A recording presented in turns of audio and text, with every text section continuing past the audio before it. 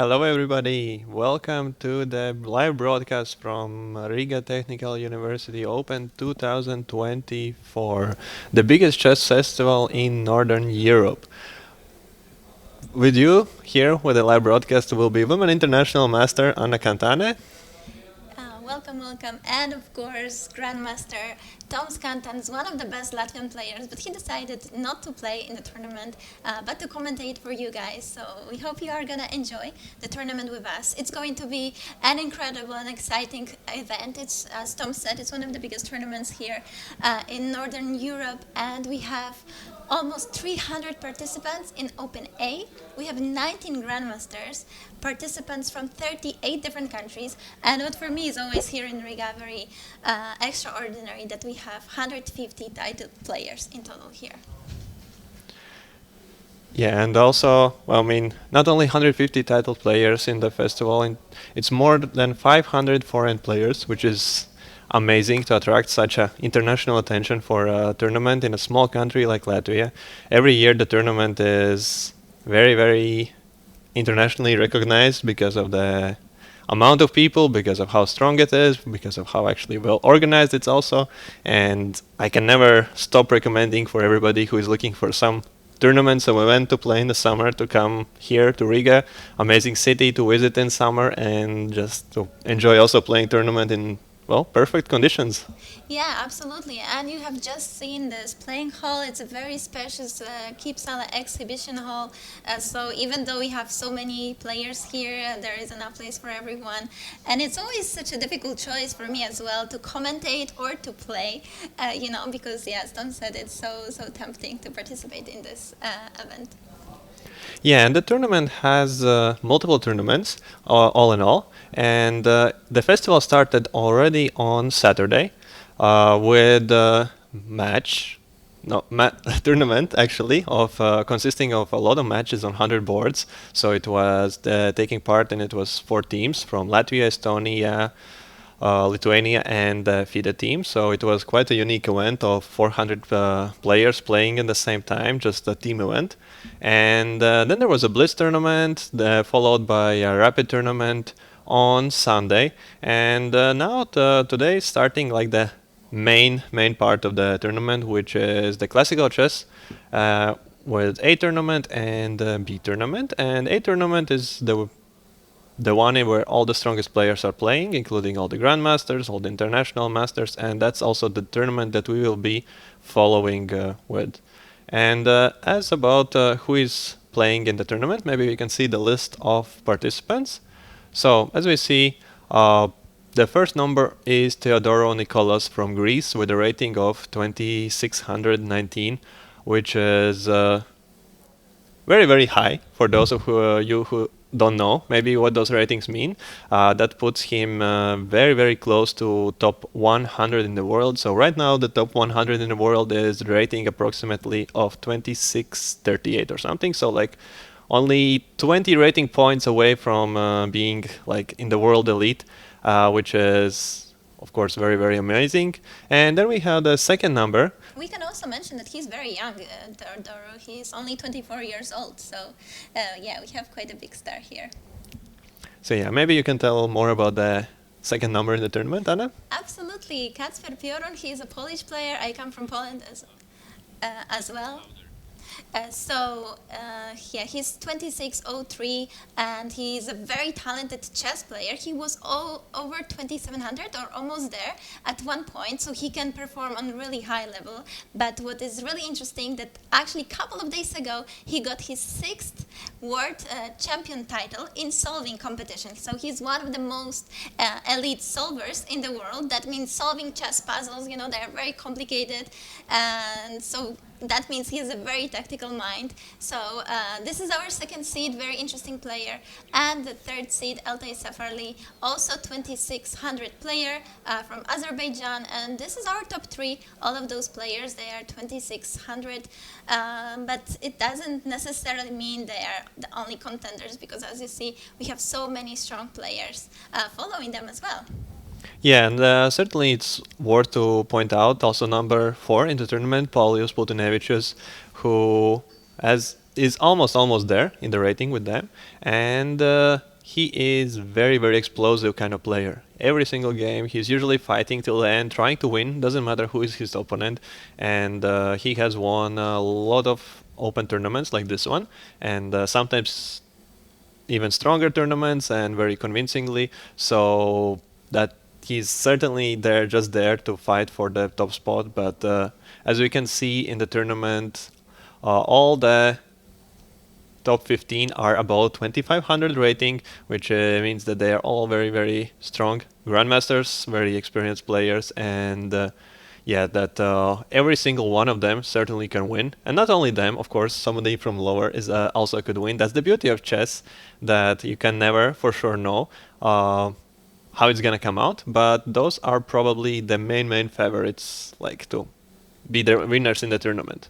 Yeah, but except winning, of course, the players are fighting for the norms. As you see, next to the numbers, we have titles. And GM, that means Grandmaster, and IM, that means International Master. So they are all already titled. But those who don't have a GM title by their name, they can still fight for this GM title, for the norms. Here, this is a perfect event, because to get those norms for the titles, you need to play against strong opponents, you need to play against Grandmasters, you need to play against people from different countries. So yeah, this is a place to be for sure. This tournament is perfect for that. So those will also be following quite closely. Every year we have a lot of norms here.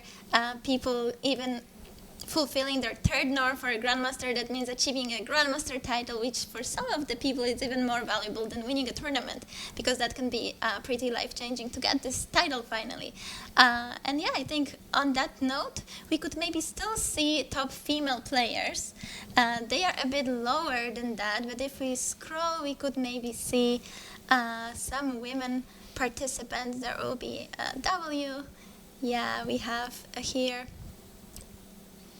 Perfect. So 53rd spot, Agraval Vantika. This is our top seed among women, 2362 rated, international master and also women grandmaster from India. I actually played her a couple of years ago, probably 10 or 15, but we faced each other, and it's really nice to see her here in Riga. And then second seed is Katarina Dolzhikova, 2340, and the third seed, Ellen Roberts, who is actually a really young player, you see, under 18, and she performed in a very famous tournament at the beginning of the year, Tata Steel. She beat her some strong grandmasters, and yeah, I think she is a very dangerous player, so it will be exciting to follow her games as well. Yeah, I mean, I really can't wait to see what is going to come out of this tournament, because as we see, there are so many title players in the tournament that is just crazy. Like, you can just keep scrolling and scrolling, and the list of title players just never ends. And that just means that, yeah, anybody can really make an upset. And even in the first round, we already have not so completely clear pairings.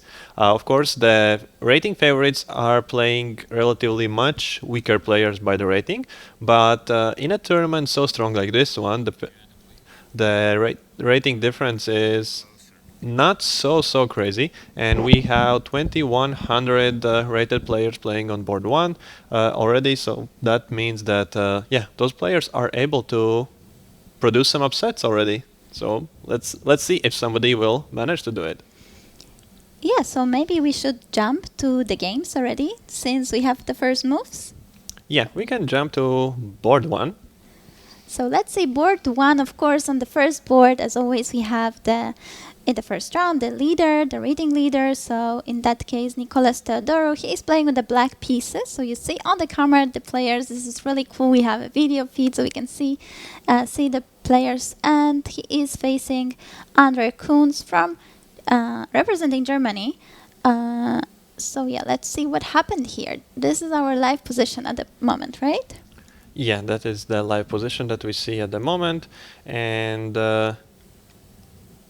okay, so we have it. Should we also see the board? Okay, fine.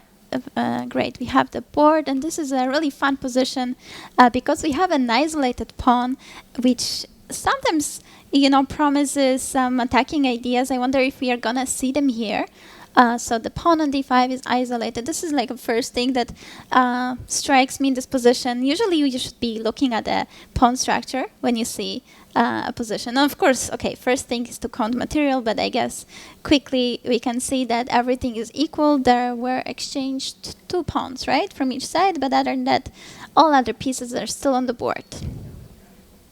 Yeah, so when we have a pawn structure that is not symmetrical in the nature, meaning that pawns are placed on different squares than your opponent's pawns, that usually produces some sort of possible excitement in a game, and especially when the pawns are also on the different files. Like in this case, we see that one side has D pawn, one side has C pawn, and this is exactly what Anna mentioned, that the D pawn is not supported by any other pawn, so that's why it's an isolated pawn.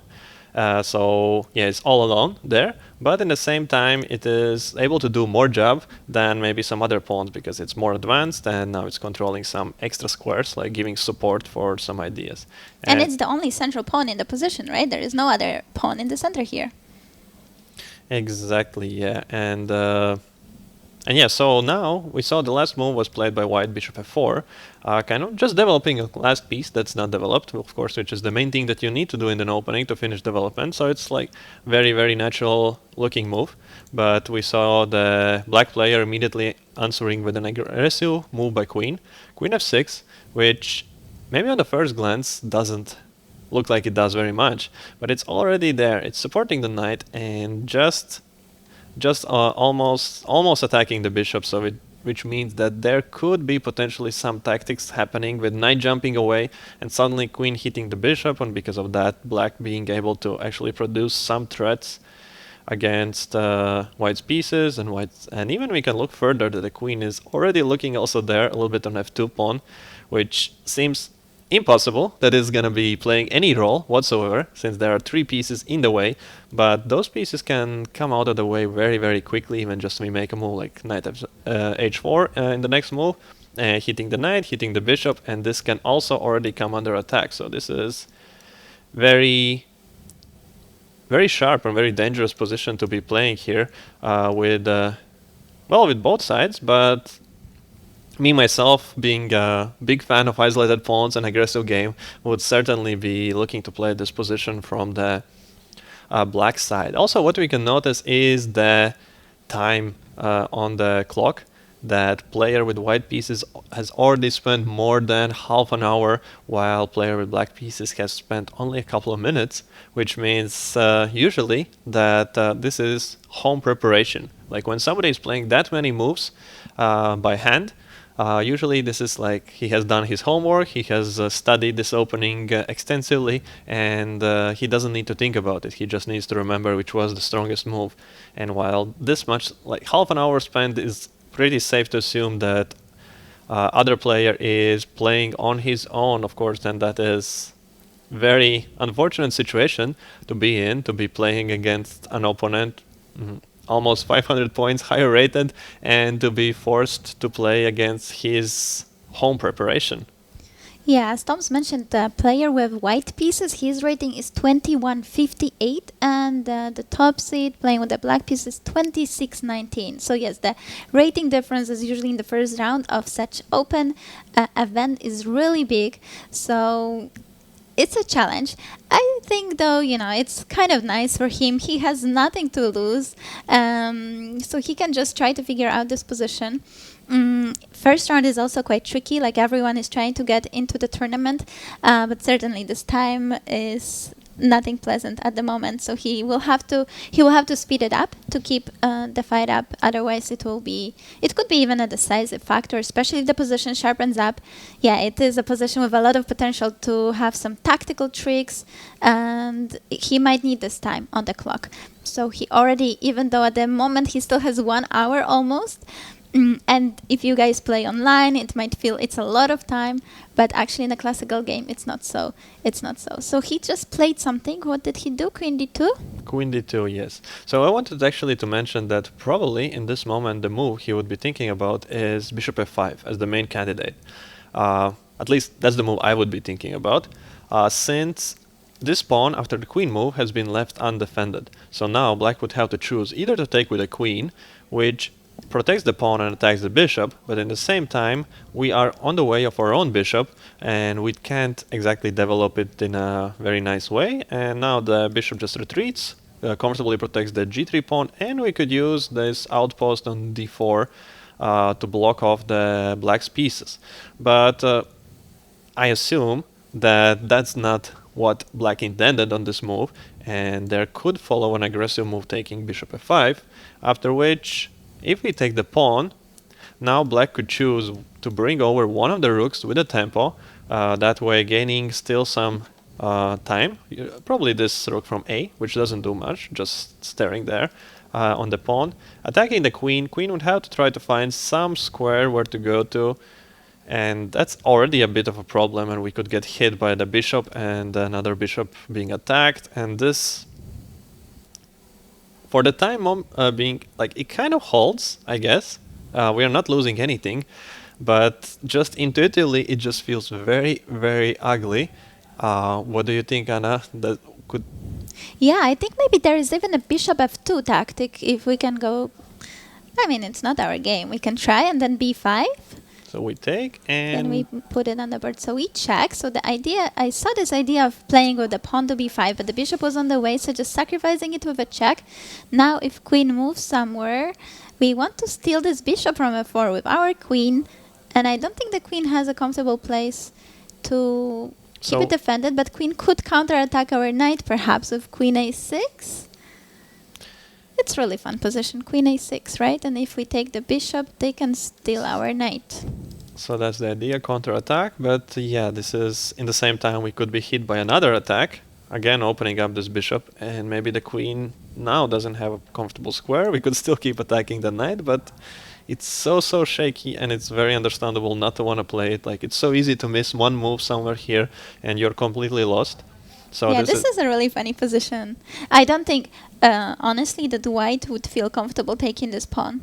Couple of moves back after bishop f5, queen d5 just feels practically not something you want to do against, especially a very strong player. It feels like you're going with your queen to the center and you're inviting trouble and you're saying, come and attack me, and it might just happen. So I'm not sure if he really was considering seriously. I would be thinking that it's not a practical decision because black just has attack and so much activity. So I think he just discarded it rather quickly. But in these kind of situations, it actually can... yeah, it's this is this funny psychological factor in the chess, which often happens, that we kind of want to play safer, especially when we play against somebody stronger, you know, like it feels, okay, here we are not taking anything, we are not provoking any tactics, but, you know, sometimes it happens that exactly the line that feels sharper is the more safer one, because it forces the game much more. It just forces it to advance more and more moves to more clear position. And while we play a move like queen d2, what we have right now in the game, it keeps everything on the board, but the attack could still come. And it could come with all the pieces still being on the board, nothing being exchanged, and maybe with us having actually spent one move that we don't necessarily need. So now g5 could be a move that could be an interesting option from the black, that could be played from the black. And yeah, g5 looks quite interesting. g5 to attack the bishop, and simply to ask the bishop where it is gonna go next, because it doesn't have any clear, any good squares whatsoever. And if we retreat to something like g3, we could be simply hit by taking. We cannot take with this pawn because it's pinned, so we could take back with hg. Are we seen at the moment? It feels maybe we don't see the proper screen or the board, for us at least. Or is the board there? Okay, and so the idea could be here that, oh yeah, and now we could even be hit by something like g4, again attacking this knight, and it doesn't have any comfortable square. Maybe we can go with here, but the other knight could come around, attacking the bishop already, looking to come attack the queen further, so the game could become very sharp, and we could end up with a big problem of having the knight on b3, which is completely out of the game. And of course black is not going to give up their bishop to bring in the other knight in the game, but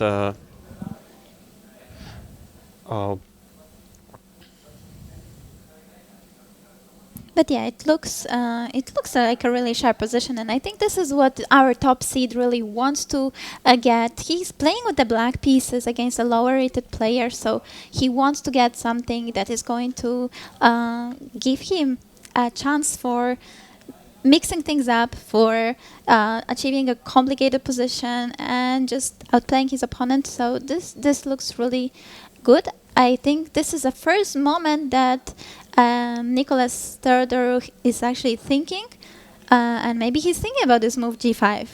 It is really in the spirit of the position. You know, this is what we chess players say, that like position is pretty sharp and promising some very like some funky variations are there, tactics hanging in the air. So g5 is really in the spirit of it, just to attack this bishop, attack pieces of the opponent, go towards the king. Attacking pieces of the opponent doesn't also need to be only limited to attacking the king. It can also just mean we are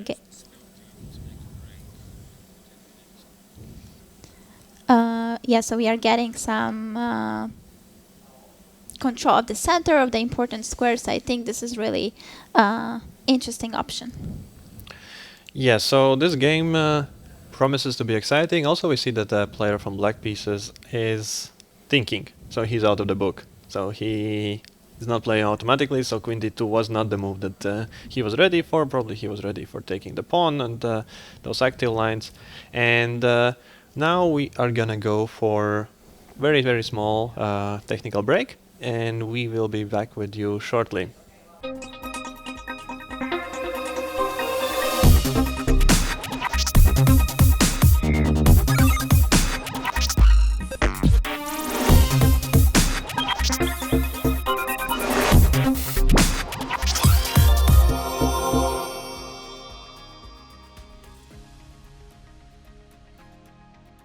The Riga Technical University Open 2024. The games are already on. We saw before how exciting game is going on board number 1, but other boards are equally exciting, equally fun, so we will just immediately jump into board number 2. Yes, let's see. We have the second seed, of course, there. Grandmaster Kacper Piorun playing against the candidate master Edward Jackson. Once again, the rating difference is quite big, and the position, I think it's maybe even more exciting, at least at the first glance. I really like this position because white has open file in the center, black's king is still there, queen is there as well. Now knight c5 is attacking on e6, so it just feels like white has a lot of activity.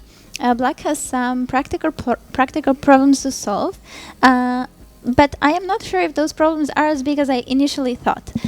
So yeah, we have all those attacks, and also we see the player with the black pieces, Edward. He's trying to solve those issues, but he has to take the knight, so he just captured on c5. Otherwise, there was just too much happening on e6, so he just captured on c5. He needs to get rid of this active piece, and now white probably needs to recapture, and we see this move also immediately played. Immediate answer from the white side. And what is this position? It's very unusual pawn structure, very unusual setup. What is happening here, Toms? Yeah, that is a very good question. If we were looking at the position a moment ago, actually I was thinking that black is not doing that bad, but after this move, knight c5 that we just saw played, exchanging the knight from b3, which was doing, well, nothing, immediately exchanging it, improving the pawn structure, since before we had doubled pawns, doubled isolated pawns, so that's not a good placement for the white pawns, but now we manage by force to straighten it out. And one very big thing is that black is not able to play any move like e5 right now. Like, this would be ideal if we could play e5 and castle in the same time. Then I think it would be more or less okay, since any move like d4 we could meet by e4, again advancing, and any tactics on taking on e5 would not be really that dangerous. But in this moment, I think that e5 is very, very dangerous due to the king's placement against the rook, and we might just be hit by move like knight takes, and if we take, then we could be faced with d4, not being able to move the knight, since then we would lose the queen, and if we are to castle now, then white ends up just one pawn up, which is a very, very big advantage, and probably just close to winning position actually, thanks to the fact that another pawn on b4 is unprotectable. It's just hanging there all alone. Yeah, this one is gonna be a victim here very soon, very soon. So e5 is not possible. Yeah, e5 is a really like a move you dream of making. But if not e5, can black just castle? That is what you always learn at the beginning when you start playing chess. You just need to castle as soon as possible. This is already move number 17, so it is really about time to castle. Can black just do that? Well, probably he just has to do that and then see what happens next, as with the king in the center, he probably has no chances, so he just has to get it out and then just hope for the best, but here it feels like the best might not come. d4 is probably the automatic response from the white, both protecting the pawn and stopping this e5 break, thus making the pawn on e6 very, very weak. Why the pawn is weak is it can be attacked by white pieces, it cannot move forward, and no other black pawns can defend it. So that's why such pawns, such points we consider weaknesses, and opponent can just pile up on it. And here there's a very, very big another problem for black. This is the pawn on b4, which just cannot be protected. So any piece that will attack it will capture it. So next moves from the white could be just come and take it. And if we win one pawn without any counter game, any attack from the opponent, that is a very, very big advantage, and could be even said that it is almost a winning advantage.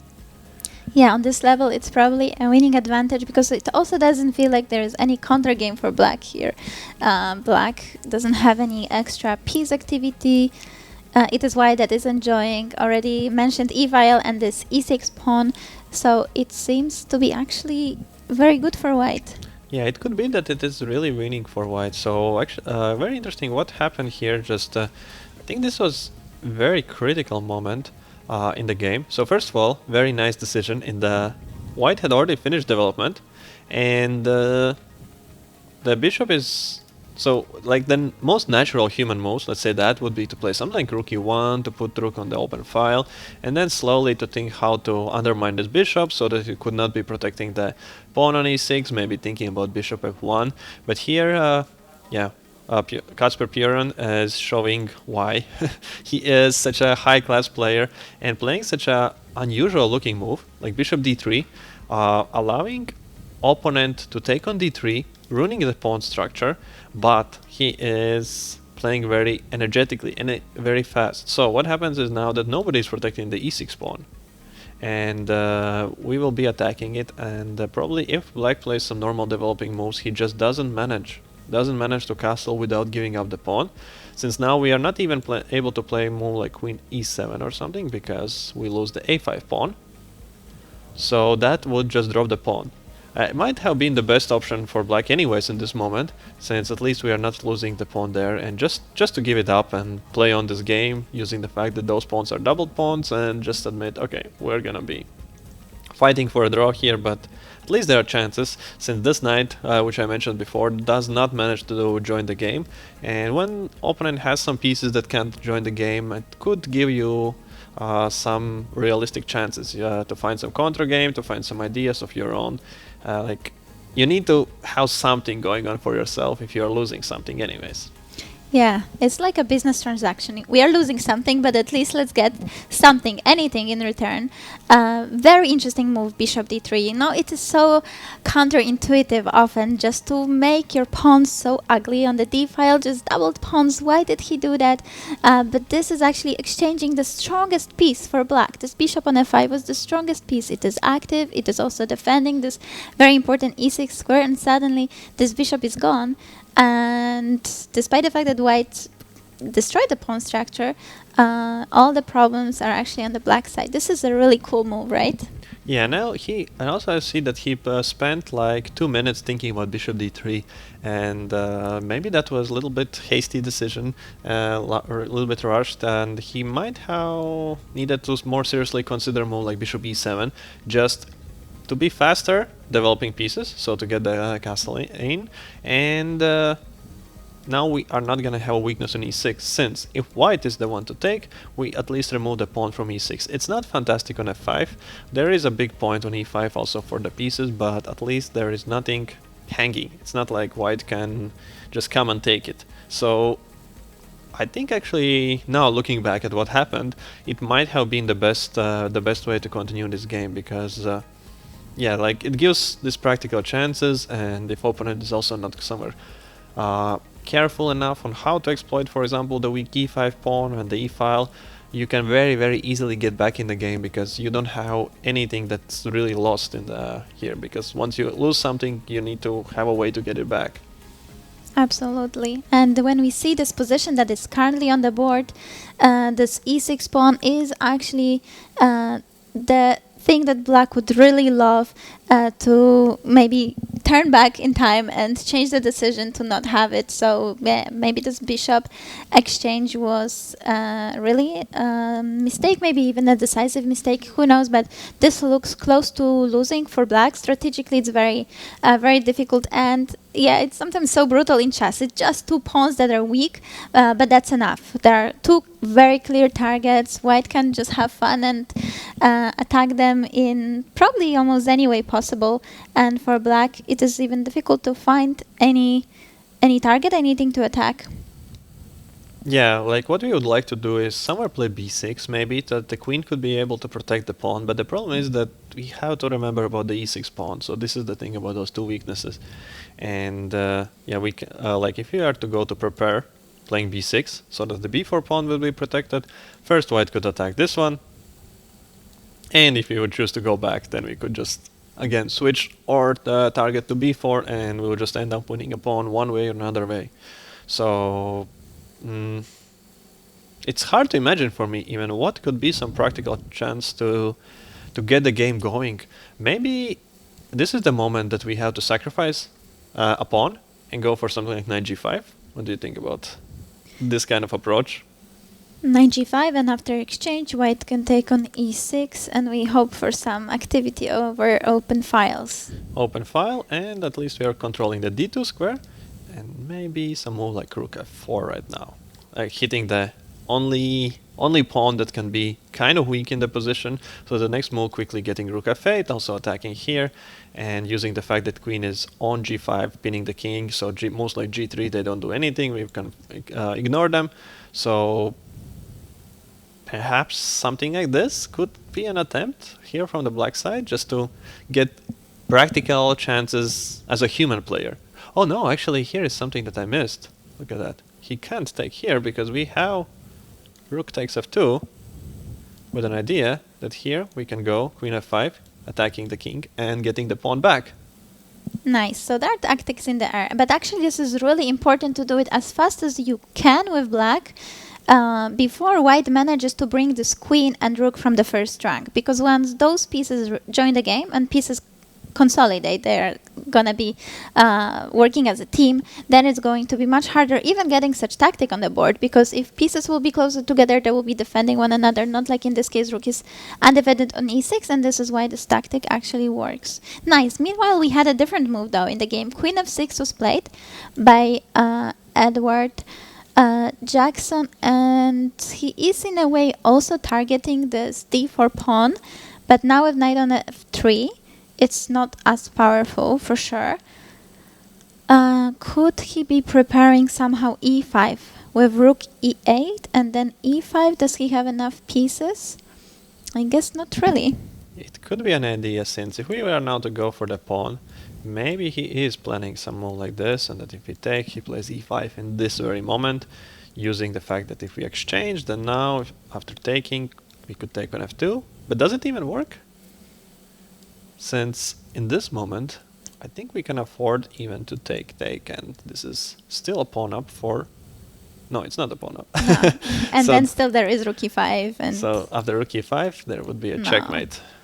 So this doesn't work. So that was the whole tactical idea from the black side. So maybe this is some plan, just to go for an attack in this kind of manner, like just very, very aggressively. And if we were to now with white to take here more pawns further, we could be hit by a move like e4, having problems finding a good square for this knight. yeah, I guess he has to try to use this f file. So again, when we see the pawn structure, black doesn't have a pawn on the f file. The rook is already there, so now he brought the queen and those pieces together.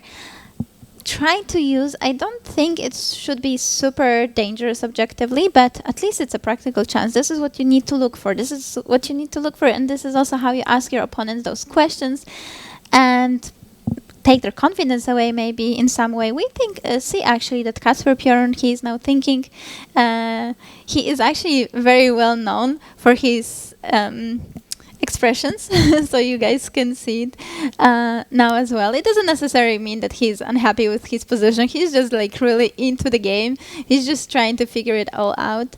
How would you approach it, Tom? So you are playing with white pieces. You probably know that you are better, but you want to win it without maybe too many adventures. How do you play? Do you prepare knight e5, somehow trying to block those squares, not to let opponent open any files? How do you do it? Try to, confidently win this game. Yeah, I would really look at the queen d2, stopping knight g5 as the first move, and really if we're facing a move like rook e8, knight e5 is the move that I would want to play here, since it stops the only active plan that opponent had. And now, why I liked knight g5 before the queen f6, before the rook e8, and so on. Now we already have a queen on d2, which means that f2 pawn is very well guarded, and black doesn't have anything fancy to do there. If we simply exchange the knights, so then my next move would be just to bring the rook over, maybe just protect the pawn with as simple move as f3, and prepare just to take the weakness, the pawn that cannot be protected. So first, killing any counter game and using the fact that black is in the kind of position where he has no chances to get rid of his weakness. Like, this weakness is going to be there the entire game, so we can first make sure that there is no counter game and only then go for something more in this position. But now again, I'm looking at this position just after I mentioned it, that I'm noticing move like queen f4, forcing the queen away from the attacking here and making a decision. Since if we do exchange queens, we are actually having to defend the pawn on d4, and it will be much harder to attack the pawn on b4 as well. Okay, but this is nice, Black at least has some chances here, and they are connected with targeting d4 and f2. So this is really nice. After all, black found some targets. This is what you need when you're playing a game, because if you don't have any targets, then your opponent doesn't even have to worry about anything, which is a super comfortable situation for them. So you do want to have some targets. Maybe the attack is not super dangerous, but it is there, and move was played rook e2. So you guys see that it is already like really super solid defending on f2. And who knows, maybe that is even better than queen d2, which we were considering. Yeah, so maybe he probably calculated all this. He saw that some counter game that it doesn't actually work, the queen d2, the move that is like the most natural. And then he looked for another candidate move, which does the same. It does defend f2. And I guess now he could be planning to play something like queen e1 after a move like rook e8, stopping e5 completely. f2 is super heavily guarded. And if we do play some moves like knight g5 now, well, then the queen loses the attack on b4, and queen anyways can take the pawn. Yeah, actually setting the queen on e1 is really tricky, because it does more than on d2. d2 is a very natural and human move, but on e1 we do attack on the e file, attack the b4 pawn, and also defend on f2. On d2 though, we only defend on f2 and attack the b4 pawn, but we are not having this pressure on the e file, so it's multitasking. I think if this is his idea, that's really strong. And it's, of course, it's class. This is a 2600 player, and this is why it's cool to watch those guys. Yeah, so it does feel like Kasper is in full control of this game. He's focused, he's looking for opponent's ideas, he's looking to stop his opponent's ideas, and when the time will be allowing him to do that, he's just gonna collect on those weaknesses, and very, very likely will have a comfortable first round victory, I would say, already at this point. Okay, so shall we see board number 3? This is our next game in the tournament. We have candidate master Błażej Grot against third seed Grandmaster Altay Safarli. So this will be our third board in the first round of the Riga Technical University Open. You see the playing hall, really nice place there. Now we see the players as well. We see also all the cups that players are fighting for as the trophies for the event. A lot of them, as you can see in the background. The whole table is full with them. Yeah, during the festival there are 8 different tournaments, events. So yeah, a lot of players always return to home after this festival with prizes, with cups. That is always really nice to see as well. And so what do we have here on the board? So I'm gonna ask you, are you familiar with the player from the white side, since he is player representing Poland?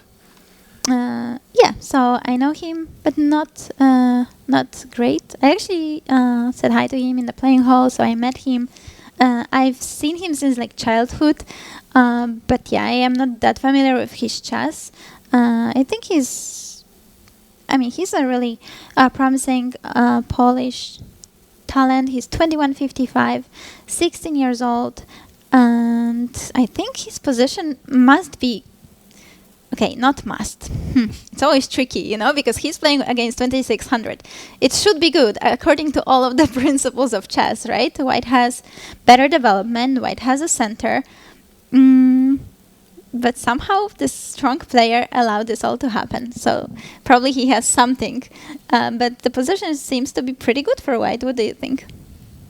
Yeah, it's very unusual that the center is really this very, very solid. And also the last move, g5, is just raising so many questions. Like, instead of castling in the current position, which would be like more or less the natural approach, since at this moment we have a bishop hanging on c2, which means that none of the active moves like e5 or d5 should be doing much, as after moves like e5 it could be simply hit by tactics, taking, and later taking back the piece on c2. So none of that is really threatening, which is what you usually are worried about when opponent has a center, that he's gonna keep hitting your pieces, especially the knights, open the files for himself, but I don't think it works. So castle would be like, again, the most obvious first move that you would look at, you would think about, and I would say a lot of players would play it rather instantly, yeah. But no, but here, yeah, we saw a different approach, a move g5, which is super fun, He probably wants to go g4, unless he could be thinking about knight h5, knight f4 sometimes, but not in this position, probably. Although still it is possible. Knight h5, knight f4 as well. But I guess g4 should be the main idea. Yeah, it could be possible, but I'm not convinced about knight h5. It's asking a little bit for trouble. If we are not being energetic with our attack, we are giving opponent time. And first of all, we could be hit from the queen through this knight. For now it's safe, but maybe there is some tactics with the pawn push which doesn't work. And another thing is, I am not super sure that if we get to f4, if this trade is gonna be a good one for us. Since the pawn on f4 could be weak, we might stay with the weak king, but of course the position is very, very complicated right now, and to assess all those things you really need to get into the position and spend a lot of time just looking at concrete lines and concrete variants.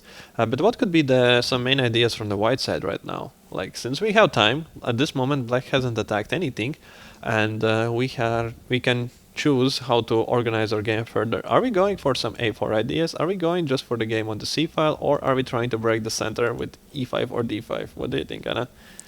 Yeah, you gotta look at all of those, especially focusing in the center, because this is where opponent's king is, or on the queen side, because queen side, even when you look there, it feels like there are not enough pieces from the black side.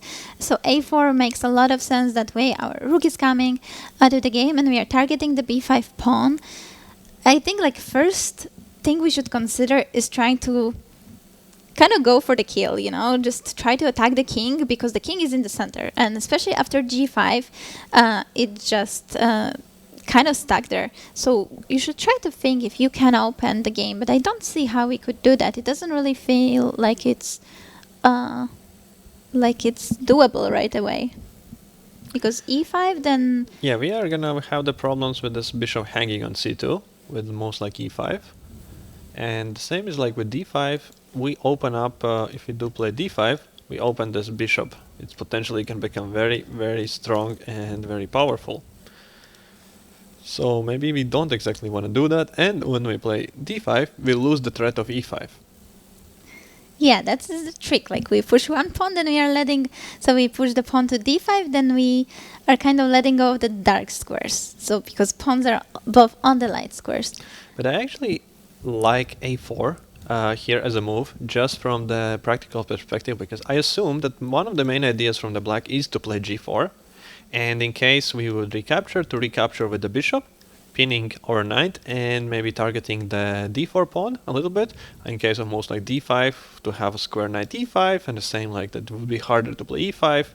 And maybe he's also thinking not to castle and actually attack on the g file, just like that. So the moment I play a4, I mean, we at least get a threat, which is pretty cool, to have immediately something that we are attacking that the opponent has to deal with. And if he's answering with a move like knight b4, attacking our bishop, we could simply retreat back, and any moment he would want to play g4, the very big problem here is that suddenly b5 pawn is not protected. So we could just take it. So this is kind of using the fact that bishop needs to be on d7, like with a4 move, we are like saying, okay, bishop needs to stay on d7, thus neutralizing the g4 threat, perhaps. And I am actually not so sure what should be the answer here from the black side in this very moment. Yeah, a4 is really nice move, because opponent just made a move on the king side. So naturally you feel like, okay, maybe I should focus there. And then suddenly you play on the other side of the board. There is this saying in chess that you should look at the whole board. Yeah, that's what it means, that some things supposedly happen on the king side, but your attention should be everywhere. a4 is really nice. What does black do? You don't really want to be like stuck like this with this bishop on d7 if you already played g5. Unless black simply goes rook b8, but this is also not a dream, because you want your rook to be on the c file, targeting the bishop. Yeah, that is basically this targeting on the bishop, I guess, is what's holding together white's position at the moment. Otherwise e5 is going to come with a very big power, so I think we can't even afford to go away. And white is actually threatening already to take, and okay, we don't want to take with b5 like this, but let's say black would do castle, which I don't think is in any way his plan right now. We could take. First of all, now knight b4 with the idea to take with the bishop doesn't exactly work, since we can protect the b5, so we just end up pawn up. And other than that, if we do recapture, now we could play some move like bishop d3, taking away the bishop from the c file, and if move like b4 is played, now the knight doesn't have this very, very nice square on b4, or rook is very active, it's controlling a lot of squares. In chess, it's very often important to think almost just mathematically that even though it looks like the piece is not doing very much, but once the piece is controlling like 6, 7, 8 squares, that gives your position a lot of potential, because that is a very big portion of the whole squares in the board, and it can just result in some certain lines just coming out in your favor. And yeah, now since the knight doesn't have this nice square on b4, I would be very, very tempted to play somewhere more like d5, just asking it where does it go. And if we do go to the center, we can exchange, thus closing up this strong bishop. And with the bishop being closed, white should be able to attack the b4 pawn, maybe also attack just getting with the rook in again, controlling even more squares, and feeling very, very comfortable.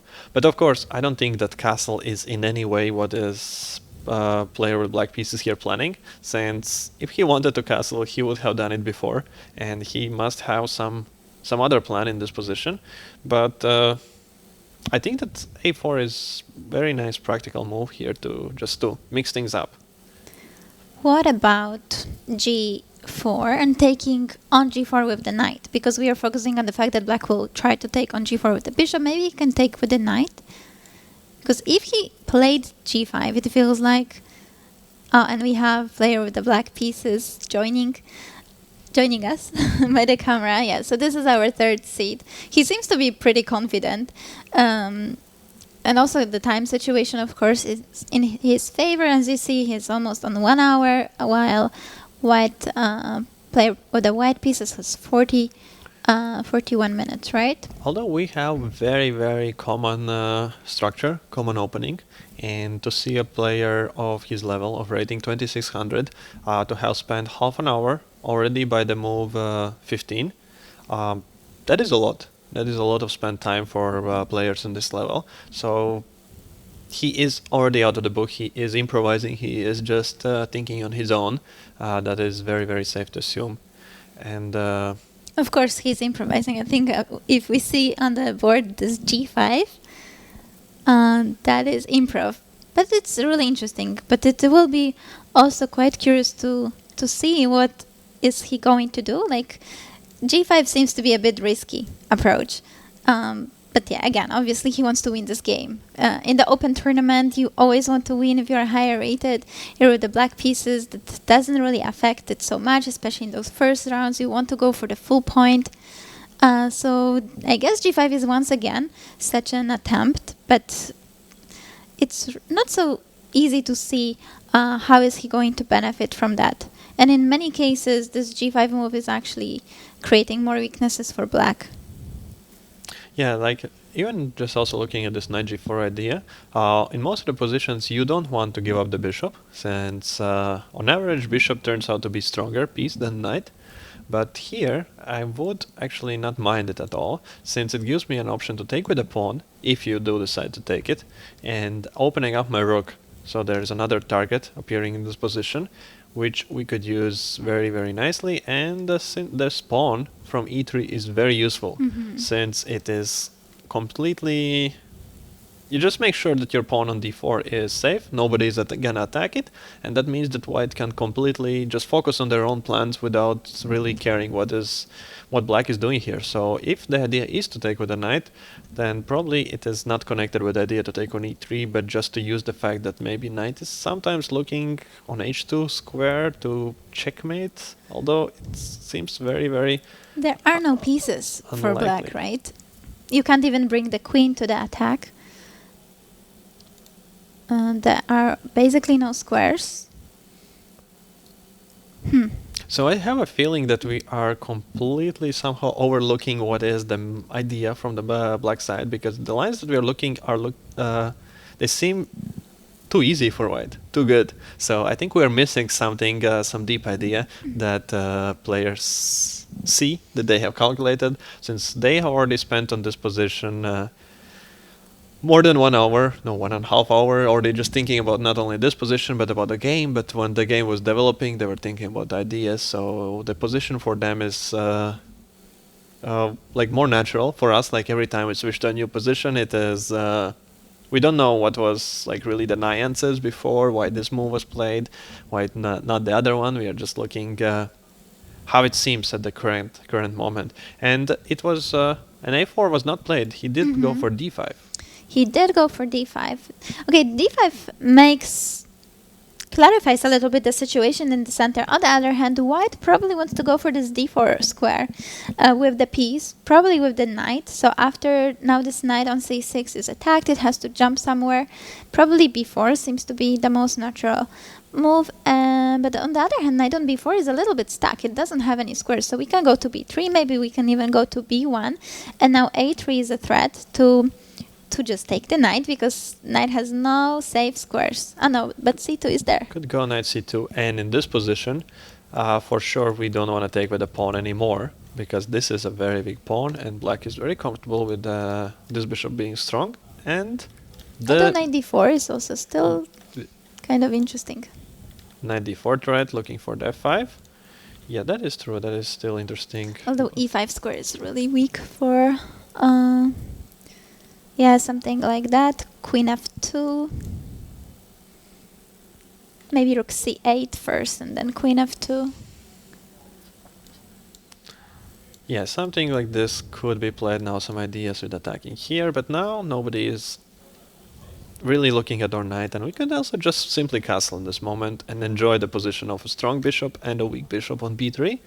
So why the black bishop on g7 is strong? It's because it's controlling a lot of squares. It has, again, this a lot of breathing room, while the white bishop is just staring in his own pawns, and it's not like he can get out somewhere. Just everywhere there his pawns in the way.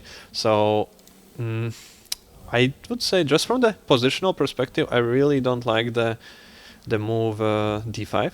But maybe the idea is, since this bishop is bad, that he's planning to give it up.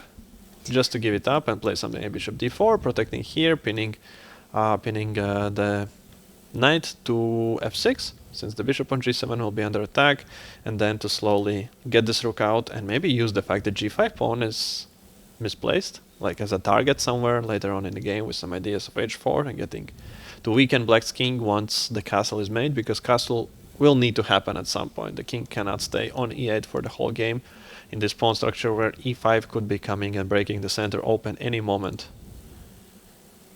Yeah, but as you said, it does feel like d5, maybe it's a bit like too early. It's a very big decision. Every decision when the pawn is moved, especially in the center, is a really big decision, because pawns, they cannot go back. So once they go forward, some squares are let go, and they will be let go forever. So this is a big decision. Maybe it was quite early, but again, as you mentioned, they spent so much time on this position. It felt for us like a4 is a bit more practical, like a bit more poisonous move, because putting some pressure, asking some questions, and still keeping multiple options open. But we have d5 on the board. Most likely knight b4, knight c2 idea is going to happen, unless knight b4 and after bishop e3 still some other move for black. But probably we should try to take a look at some other board, because we have quite a lot of exciting games going. Is there any game that particularly caught your eye? Yeah, you know, before I was saying that actually the next one should be quite interesting. Now it's a little bit simplified, but I guess it makes a sense to take a look at it as well. So board number 4. GM Paulius Pultinevicius from Lithuania, so neighbors. He won the tournament in one edition, or even two. Yeah, one edition for sure, because that edition I was the second place, so I remember that very clearly. So you know, and actually the next board is quite interesting as well. But we have a lot of nice positions, because I'm checking some of the games also. Board number 7 is really exciting. Now the development is faster and faster, because this initial part of the early middle game is starting to slowly come to an end, and like in half an hour they will need to for sure speed up, so we probably should also be taking a quicker look at those games. So what do we have here on the board? Yeah, this is none of the pieces have been exchanged, only a pair of pawns, and again the pawn structure is very unusual. So first of all, what we see is black has very funny kind of looking pawn wall on the queen side, but it comes with the bonus of very strong point on c4. Of course, it could be countered with a move like b3, so the knight could be kicked out. And white also has their own point, the point on e5, which cannot be countered by any of the black pawns. Yeah, this is board 4, so if we have also cameras of the board 4, that will be great to see them. But if no, then it's fine. And we can, yeah, so this 95 idea is really nice that you mentioned. And also those light squares around the king, they seem to be very weak. Yeah, it does look like white is doing very, very good in this game, in this position right now. And black has to play energetically. That's why we also see the move bishop g4 played as the last move now. Oh no, look at that! Look at the camera, guys. Okay, it was really nice to see, because I was not aware that we have such a young participant on such a high board already. Guys, Ruben Coles is born 2013, so he's 10, 11 years old, depending on his birthday. Oh, that's... And already with a rating 2148, which is very, very good rating for this age, so it means that he is a very talented player. And this is usually for the Grandmasters like the nightmare pairing. You never want to be facing kids in the first round. You want to play with somebody who has stabilized on this rating level already for a lot of years, not somebody who is probably gaining 100-200 rating points every single year or even more, because it's just it's super, super important for the tournament chances to be winning first round. Because if you don't win it, then you lose the tie breaks for the whole event. They become much, much worse. So yeah, you just you never want to see this kind of pairing. And okay. That's really exciting. He looks so cool by the board as well. The difference between them. But this is the cool thing about chess, you know, that in chess we can have those age differences, and small kids can face adults, much older players as well. And so those barriers, they are not really in chess. That is great to see. And about the position, yeah, I think we mentioned we think, well, white is doing good, so GM Paulius Pultinevicius for now is holding his position against a young talent from France. But do you think that this is already close to lost? How bad do you think it is? Yeah, this looks very, very dangerous. So the question is if there is some tactical solution that holds together black's position or no, because white has developed all their pieces, which is a huge factor. Black is still with the knight on b8, which blocks the position, and it doesn't have any active development square, only through d7, where it doesn't do much. It simply allows the rook to join the game. Of course, the rook can choose to join the game also through the 7th rank, this way or that way, but the big danger here is the king's safety. The king is protected only by 2 pawns, and there's nothing protecting the light squares, which could come to be the decisive factor. But maybe black has some tactical defense how to keep the position together. So for example, move like b3, we have to make sure, like if we are to retreat with a knight on d6, like the simplest approach, this is for sure good for white, like very good. And the next move we could play knight e5, since knight cannot come to e4 anyways, and now we are already threatening move like bishop h7, forcing the king to h8, and then coming already with that mating ideas, mating threats to use all those attacking pieces. So this would already force black to take, and now we could choose to take with whichever pawn with a very comfortable game, probably with a pawn d, opening up this diagonal, the bishop coming in the game, and I think that black's position would be just collapsing immediately in this moment, since we are not even able to put knight on this semi-active square on f5, since we can hit it the bishop with h3, and it would be unprotected. But I think that here are some tricky ideas that might be considered of taking on f3, and now perhaps somehow black can tactically hold it together. I don't know, like taking here with a pawn. So if we take, then he takes. So we have to include some move like this, king coming to the side. Now we can take the piece, but black can take back on d4, perhaps again attacking this pawn. So we already took 2 pawns. which is still not enough for a piece, but yeah, if he managed to still take on f4, the king is slightly weakened, then there is some chance, since we also got rid of attackers, so these two pieces for now alone cannot do very much. And yeah, this kind of sacrifice idea could be that keeps still together black's position, and white has to decide if he wants to go for a position like this, piece up, but with some sort of compensation in active game for an opponent, or it's better idea just to go 94-5 immediately, making sure that nothing of that sort is going to be working. We are attacking the bishop, which is still threatening these ideas, so we are forcing black to take on e5 with one of the pieces, probably with the bishop, and now we are not able to take with this pawn, since this is going to be hanging, so we gotta take like this. And this version of the same position is for sure better for black than it was the other one. Still, this is not a great knight, since it will be sent home with b3 and it will have to go to a very uncomfortable square on b6. But at least the game goes on. At least the game goes on, and it's not like it's a crushing attack. It's an unpleasant position due to weakness on c6, undeveloped pieces, and very big control of the board from the white side, controlling a lot of squares. But the game but yeah, there are practical chances still. So, but it's tempting. It's definitely tempting to play b3 first, and then only to go for the knight e5, because if it works, if there is like those tactics are not working for black here, then the game could be just with a winning advantage already.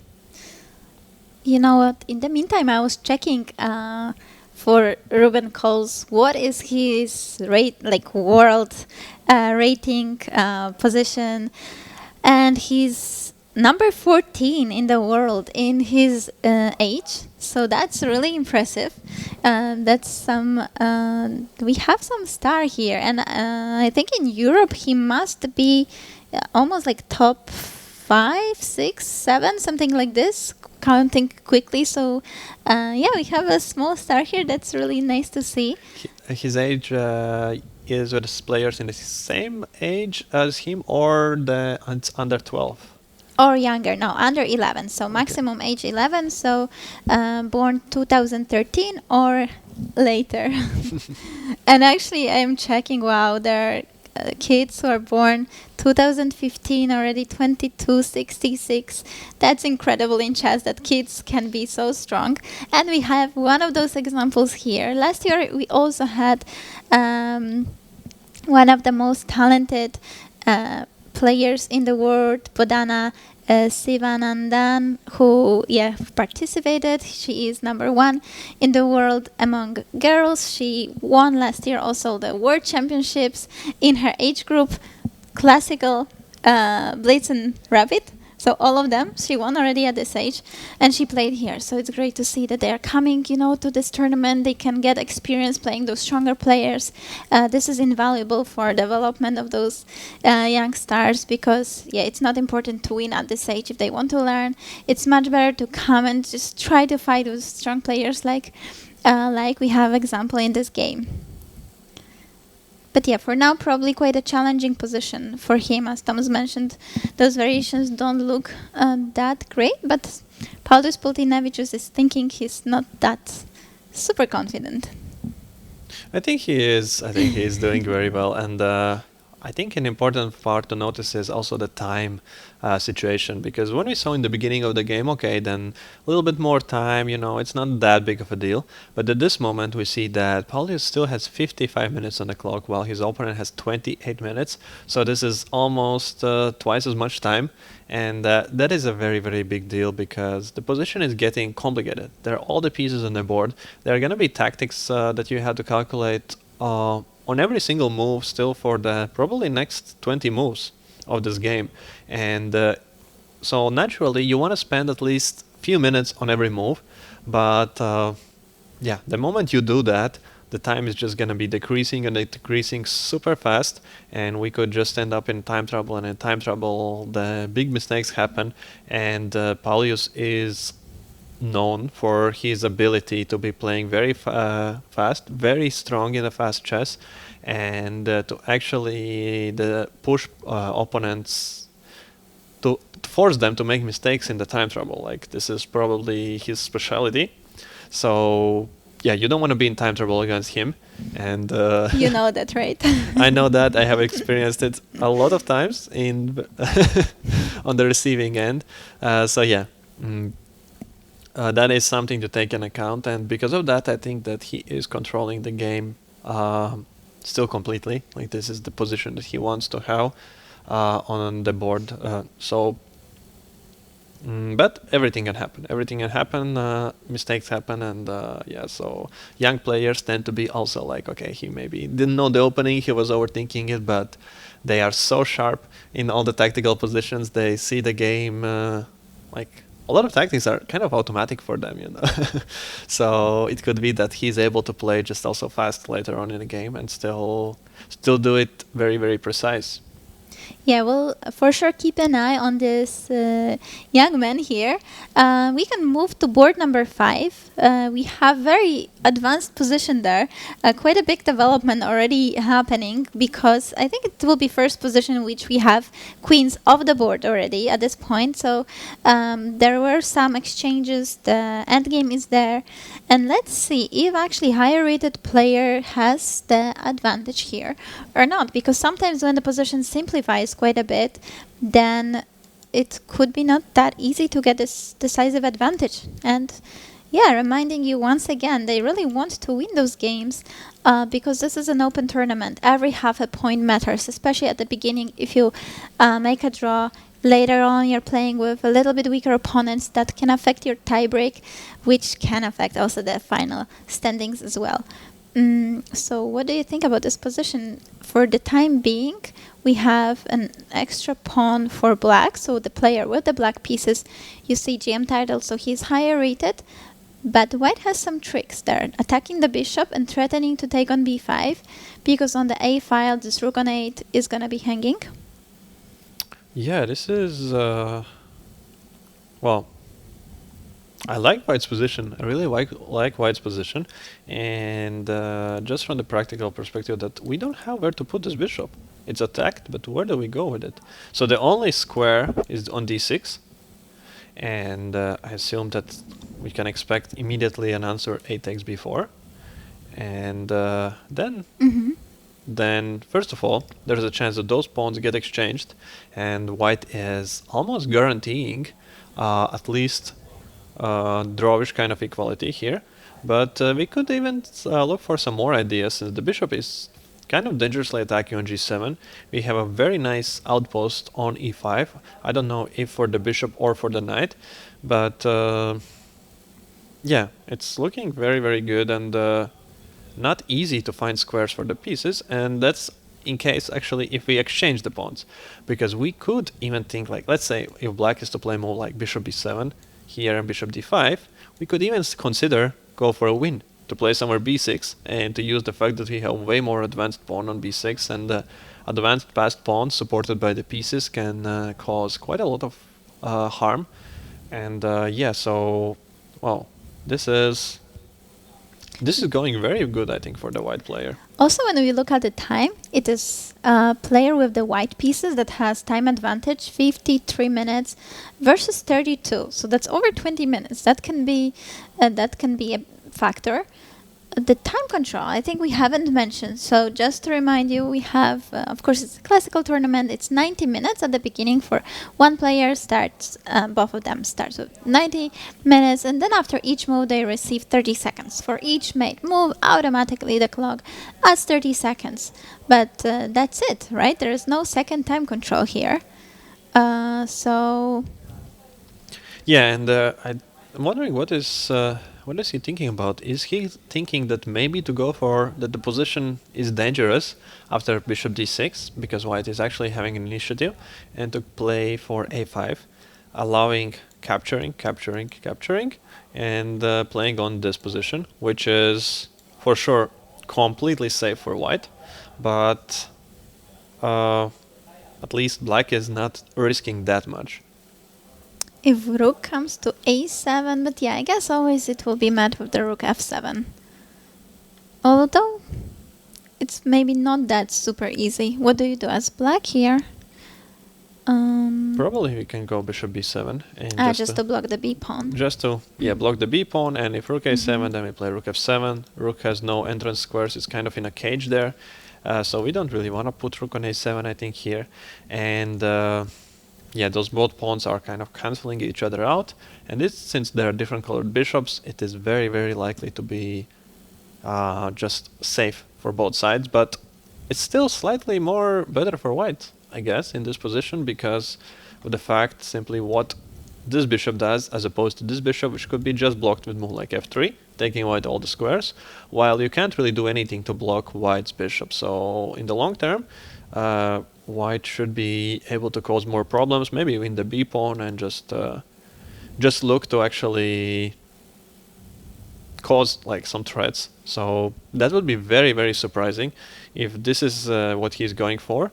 But I guess he simply has to calculate which position is less dangerous. So bishop d6, keeping more pieces on the board, maybe keeping more practical chances to win the game, but in the same time it could come with some risk. He just played it. So he went for a5, but in a way that almost gives up winning chances.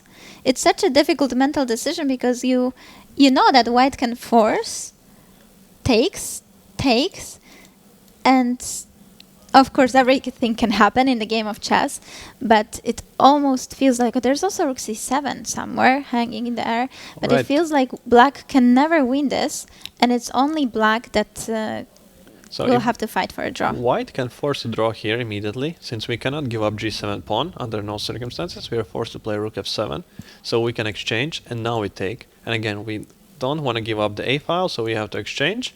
And this is an automatic draw, just a different colored bishop endgame with absolutely equal pawns, no weaknesses.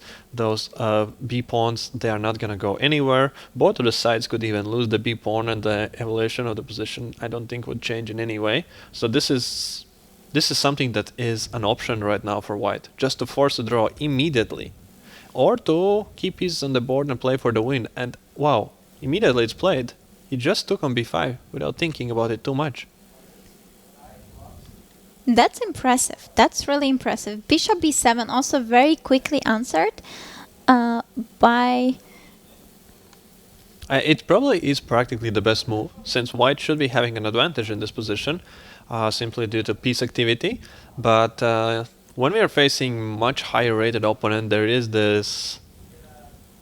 For a lot of players, there is this wish that, I want to play it safe, I don't want to give opponent any chances, and if I see the kind of way that I can continue the game that is, just guaranteeing something for me, then I'm happy to go for it. But of course, this looks like the best move, because knight on c6, it is very, very powerful, and it's nice to keep it on the board. So what kind of options right now white has? So white has an option to take, and if we are to play now rook c7, again the exchange could happen. Now the bishop is attacked, we need to play rook f7, and again the same draw could happen. But maybe we have some other moves. So maybe if we do exchanging here, rook takes for example, then rook c7 comes with a big power, maybe. Does it work? Probably it does, because If we do something like rook a2, now we can in the intermediate take the pawn and now take here. So we do all end the up time this pawn up. idea is of attacking on g7, bishop, even though it's so far away, it also helps. There was even maybe bishop e5 an option, another rook e2, or bishop f6 instead Bishop of rook f6. instead of rook b7. Oh, okay. So here, yeah, and bishop f6, just hiding from any rook attacks. We are safe. There is no checkmate. Almost though. And after rook e2, we have and after rook e2, We can take the bishop. oh, we can take the bishop. Exactly, right. So we have to do something about the bishop, so black is not able to do anything serious, and now white has a move maybe to somehow to escape all those threats against the king, but it's also not so easy. This is double-edged. Since our king is also in a checkmate kind of position, and this is a threat, so... But king f1 is there, and then F1. f3. Then we have moves like this, attacking here and here. So it's a lot. It's a lot happening here. And so that's b6 and b pawn runs away. But yeah, it's very, very... I mean, it gets exciting. And, you know, I think also it's worth to mention that player with white pieces, even though he is lower rated, but Chen Hongsen, he came here all the way from China. And it's quite often that players from China, also from India, they have ratings that are not really on their level, because many tournaments or training games they play that are not counted to FIDE rating, and their strength can actually be much bigger than their rating. So for now he's playing very impressive, because he's playing fast, he's playing confident. He sacrificed before we reached this endgame position. He actually sacked some pawns, and now he took them back. Let's see if he's gonna try to push for a win here. So he didn't go for rook c7, immediate draw again? Now I think it is also immediate draw. Rook c7, rook f7, rook c8. I think he can force a draw. Yeah, he has an option. He has an option just to force a draw, but from the way he's playing, it does not feel like this is what he's gonna go for. He seems to be sure that he is in control of this game, and yeah, he can push. He can push for something. So we have a b pawn, which he could try to make into a weapon, like somehow. Even just b6 immediately is something to seriously consider, because if the pawn manages to cross the b7 pawn, it's gonna be queening, since bishop from e5 can completely control the b8 and cause a lot of threats over there. Oh no, rook c7 got played. Let's see. We might see a draw here by the repetition, because black all the time has to meet this white rook. There are threats on g7. If we see rook c8 on the board, that is attack on the king and on the bishop, which forces rook f8 as well. Still, it can be our first like half upset, because draw in the first round. The difference of the ratings is like 440 points. So a very, very big rating difference. Let's see, are we going to see a draw, or is he gonna push b6? Is he gonna do, what else could he do? Rook c4 perhaps, but it feels a bit too slow. It feels like in that case we didn't want to force the rook here. Okay, he can actually do this and then go for rook c4 with an idea that he simply skipped a move. And now let's say b3 happens, and now somehow to prepare f3 to block the bishop from d5, protecting there, and if bishop d5 we just go rook b4 with a plan e4 and take the pawn. But the problem is, if we play e4, then we will have e4 pawn weak. So then after exchanges, nobody will be protecting the e4 pawn, so black will have what to attack as well. Yeah, yeah, that's true. Unless first king is coming somewhere to d2 or d3, and patiently, just looking for some options. But yeah, that requires patience. Those kind of endgames are very difficult to play, because you have to be really patient. Maybe there is nothing really there, and you're just, you know, a little bit experimenting in the position. Is there something? Well, I managed to find something, but it is a position you can play for a win as white. And of course also he can consider b6, but I think that this should be good enough for the draw, because since I mentioned before, black could even lose this pawn, and here on the light squares he's gonna comfortably be holding down this pawn. There will be no entrance squares from the white king, no weaknesses that can be attacked. So it should be a comfortable draw. And no, he played for rook c4. Wow. Rook c4. So lower rated player declines an immediate draw. He could have forced a draw immediately. After rook c8, it was a draw. Securing a draw with the 5th seed in the tournament. Wow, this is a very cool fighting spirit. I am just wondering, why do we want a rook on f7 when we go for all of this? But also the speed on which he's playing, that is impressive, like so fast. Usually we see the lower rated player being the one who is pushed on time, but here it feels like it's the other way around. and so confidently, so fast, and seemingly also so strong at the same time. Very, very unfortunate situation from the for Grandmaster Kazakowski Valery from Lithuania to deal with, since yeah, it's not nice. It's not nice when somebody so much lower rate than you is just pushing, just trying to squeeze something out here of you, and you have no chance really. You just have to sit and wait and try to defend in the best possible way. Yeah, that's true. That is true. Let's see if he's going to manage to defend it and hold a draw here with the black pieces. And probably we should see next game. I think board number 7 looks quite exciting. We have another Lithuanian Grandmaster with the black pieces. And yet again, the structure is quite unusual. So maybe we can see this, this game. Board number 7. Marat's France against GM Thomas Laurušas. Thomas also coming here almost every year to Riga Technical University Open, performing very well most of the time, I believe. And certainly here he's also hoping for a really high place, even though he's 7th seed. He's one of the contenders because he has a really interesting playing style, right? You are teammates, so you know his style very well.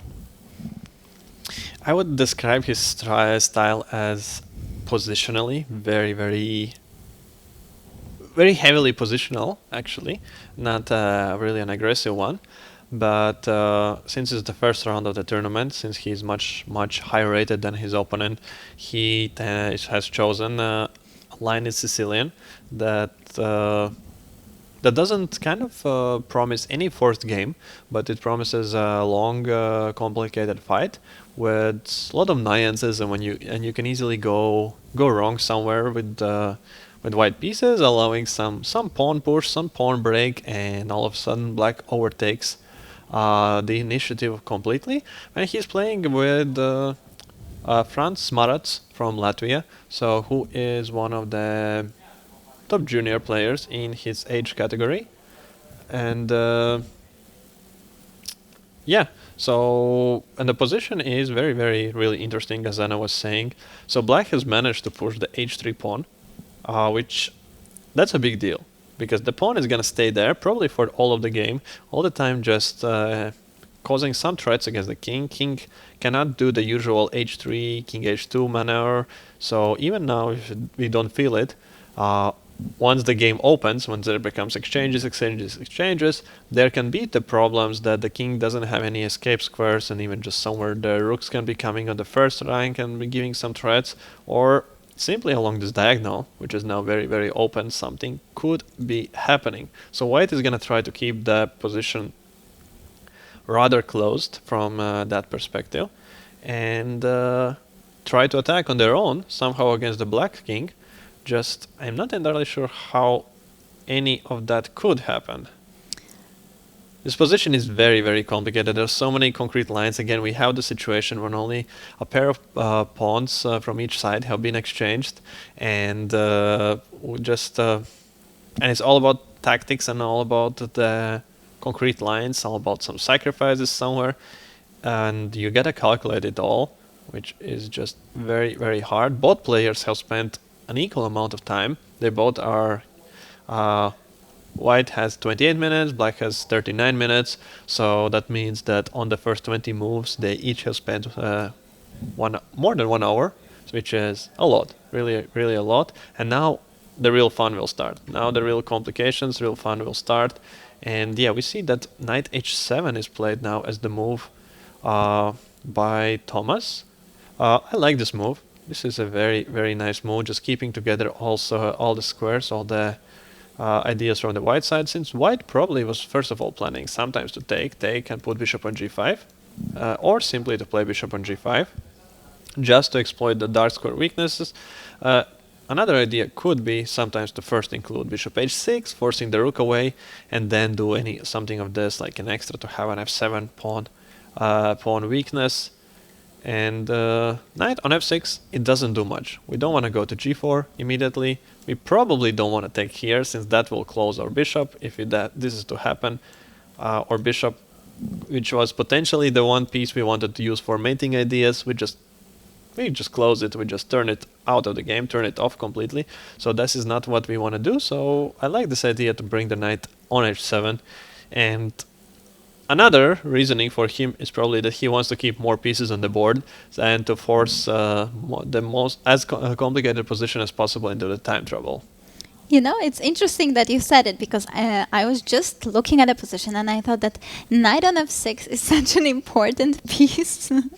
It felt to me like this knight is defending from a lot of tactical ideas that white could have connected with the king. And now when this knight went to h7, couldn't white just go queen g4 and try to steal this pawn from h3? So to steal this super, super important pawn, okay, that is, of course, a serious thing to consider. So that's one idea. And then sometimes also white has this knight f5 move, which I was already calculating maybe before queen g4 as well. And then after some captures, again, queen g4 check. So this knight on f6, I felt like it's a really important defensive piece. But okay, let's just try to attack first. The most principled move probably is to fork the queen and the bishop with knight e5. So I guess we are forced already to take. Yeah, that's true. And then knight f5, but maybe... And now it's black to move, so... Okay, it's still not that clear. Bishop is attacked, both knights attacking it. So perhaps bishop g5, covering the queen spin on the king, yeah, and attacking the knight. Yeah, and I don't have knight h6 check, which is unfortunate. So it doesn't work. And the knight... And what about this position, though? Is it good for black? You are a GM. So we have a knight on d5, which is all nice and pretty, but black does have two bishops, and the knight on d5 can look pretty, but if you don't actually manage to create any threats, then two bishops could turn out to be more important. But I think actually here bishop c8 and black is doing very well. So bishop c8 attacking the queen and protecting the pawn on h3, and if we do retreat back on e2 or on f3, then I think this whole operation was just in the benefit of for the black player, and here we could just continue just to improve the pieces. For example, king g7, that there will be no f6 pawn weaknesses, and later on when we are ready, we're gonna try to break open the game somewhere. And this h3 pawn wedge is gonna stay with us for the whole game, and also white is staying for the whole game with this very bad bishop on d3, which is again just looking in its own pawns and really just a big pawn. That's true. And what if we go back and instead of knight f5 take on e7 and then knight f5? Probably that again won't work, because bishop on d3 is hanging somewhere, right? And we go something queen g5. And then I was even considering if white could take on h3 and after taking on f5 take rook f5. Yeah, but now this knight on h7 is very, very useful. Queen g7 or queen g6 both look equally well. Okay, yeah, queen g7 to protect it's the not pawn. enough. And now this knight is controlling here. It's all very well defended, and we cannot turn this bishop on. It's just yeah. out Again, of this the game. bishop on d3 is very limited. When we are attacking, when we are sacrificing, it's very, very important that we would have some resources, like just somewhere available that can make sure that all the remaining pieces that we have can join the game. But I don't think there is any way to join this bishop into the game, and that means that black should be able to defend kind of comfortably, especially since black can just get all their pieces in the game. Even mostly bishop c8 are just in there, f6 can come, then the rook can join through the 7th rank. So yeah, you're right. It doesn't work. It's not enough. But queen g4 is on the board. So he did like the idea of targeting the h3 pawn. So what could we... Knight e5 looks like the only principled replay here. I mean, otherwise we really just lose this pawn on h3, which is probably the most important pawn in this position. Like, might be the most important piece that black has. So black has to play aggressively. I mean, is bishop c8 an option? It looks super ugly. No, it's not an option because we are hit by knight c6 and here we are losing something. So the idea of bishop c8, why I considered that all, was to delay knight e5 and now to hit with a double attack. But of course, yeah, knight c6 completely neutralizes it, so it in no way works. So I think that knight e5 could be played relatively quickly once Thomas returns to the board, because can't see any other move.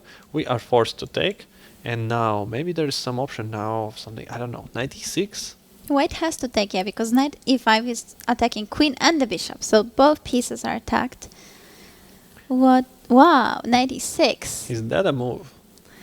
It's a move. So the idea of knight e6 is that if you do take, now there is nothing protecting the g6 pawn. Oh, but no, we can even immediately take back the piece. So that would come out pretty good for white. So we get a... We just win one pawn in the way, and if something like this happens, oh, that's a bit of check. Okay, so it's not possible. So we're just pawn up, and if the rook is coming here, we can just retreat with the knight. And even though the bishop is ugly, we are still pawn up, and that is very comfortable because we also got rid of the queens. So we cannot take on e6, but we have some other moves to exploit the spin against the queen. Like, for example, bishop c8. At this point, since now there is no knight coming to c6 any longer. Or queen d7 as well, isn't there? Queen d7, I was worried about this taking, drawing the queen away from the pin and the bishop, and now taking the exchange on f8. Alright, that's with a check. That's really nice. So and then we take on h3 still. Mm. So yeah, that could be an idea. So bishop c8. And do we have anything more clever than taking on d8 in this position? These are the type of positions when you really have to check every possible move. Even rook f7 is a serious candidate move here. Oh, this is messy. This is fun. So if you take with the rook, that is kind of clear that we take back the rook. After king here, we just take the rook, and that's all good. But of course, black has a lot of moves to choose from. So they can take with a king. I think that's the only move. Oh, but then we take the queen with a check. Knight takes the queen check. And even though our queen is hanging, black doesn't have the time to capture our queen because it's a check. Wait, we are finding... I mean, you really found some brilliant attack. You should play in the tournament. Let's see if it works. There's... Okay, we cannot take on e6. Because queen g6 is a checkmate. Wow, that is so cool. Okay, but is there anything else? Like bishop g5? Is that a move? No, that looks... 96 rook f7 and black is just ignoring it. It feels wrong, but... It feels like it just has to be wrong. Maybe rook g7, king h8 and rook h7 check, king takes, and then knight g5 with a check. Okay, this is at least huge advantage for white, since we have two pieces and a pawn for a rook, which is a big material advantage, and there could be even just a mating attack still. So as minimum we have this, so that's definitely not a move, and there could be even some more winning line than this. So after knight e6, is there anything to do? Wow, knight e6 is such a cool move, but it is also a move that you can simply forget about. Very easy. Especially very easy. Before you play knight e5, because there were those other pieces on the board, and now suddenly it's all very forced, because knight e5, so you see the live board in the corner, so black could play knight e5, but then white can take, so that is a forcing move, black has to take back. And knight e6, and this is all super forced. So knight e6 is a fork. It's a very concrete move, attacking queen and the rook. It's easy to miss it because from the distance you are probably only focusing on knight f5. You just don't think about it because it was nowhere an option before. Always it was just about knight going to f5 in all the previous positions, and now all of a sudden just a completely new idea here. And yeah, that's a big thing that queen d7 I think doesn't work. But wow, knight e6 is so cool, but rook f7 is even cooler after bishop c8. Come on. If Let's it actually see. works, but it does look like it worked. Because we don't have Rook f7. any new options what to What do. a blow. And there is, yeah, rook f7, then queen takes, king h8, and we just take the rook back and still keep our knight defended. Yeah, and still everything is actually hanging. Just take, here is hanging, and we can take also here, so that is, here is hanging, like everything is hanging. Just seems like a winning advantage if this is to happen. Wow. So it could be that knight e5 is not possible, but if knight e5 is not possible, then how do we proceed? Then maybe knight h7 was a mistake. Maybe it left this g4 square. Now queen g4 is targeting h3 pawn. White just says, I want to take the pawn. And what are you gonna do about it? What are you gonna do about it? Wow, this is really interesting. Maybe something like bishop f6. No, but bishop f6 cannot be played. It's just gonna be captured. Bishop f6. Do we capture it? Like this? And then like we just take here, right? And unless still queen takes. everything no. is protected, and we have an option even to include the bishop in the game. Finally, we have some ideas of e5 and this bishop actually joining the game. Queen takes. Okay, queen takes. So we are attacking the knight on d4. This is the main idea, and protecting on d6. But we have a knight hanging on d7. Something should be here to build up on this attack, on this all those ideas. Maybe white can just... e5, perhaps? The idea is that we cannot take with the knight, since now we have a double attack on the queen, and this is protected. So we do have to take only with a pawn here. And now this is not coming with a check. So perhaps some taking on d7 in this moment, still attacking the next piece, is an option. And if we do take now the pawn, we can take with the rook, protecting the knight, attacking the queen once again, and the queen cannot come to c6 to protect the bishop, so we lose a piece. What a mess. And imagine they have to calculate it all. And not only this, like there are so many different branches, different variations that they have to calculate. This seems like a critical moment of the game, because white just goes and says, I want to take your pawn, and black has to find something really strong to find a counter game or a good defense. Otherwise, he might be in trouble. This could be a critical moment, and he's going lower on the clock as well. 30 minutes. Wow, yeah, it's hard to imagine even what other move could we play here, since knight e6 could come even if we do some random quiet move, let's say rook c8. It's not said that we need to take the pawn on h3. We could just still go with the same knight e6 idea, with the same threat to win this bishop on e7. So it is actually very, very dangerous. And yeah, I think something got overlooked here. It just feels like this threat is very, very big. But also, like when we look at the position, black's pieces are only on the 7th and 8th rank, and of course in Grandmaster chess it cannot it sometimes means, I mean, everything is great, there are no problems, but for normal people like mortals it feels like a bit passive. So it could be the case that white after all has some activity. Knight on d5 is really active.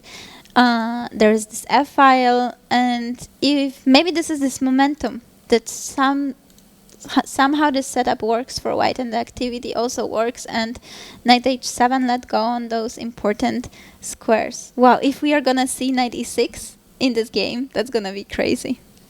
That is gonna be crazy, but I think that right now we see that Thomas is very focused. And like if you don't see it from the distance, that is one thing, but he is very, very strong, very experienced Grandmaster, and in this moment he's gonna calculate it.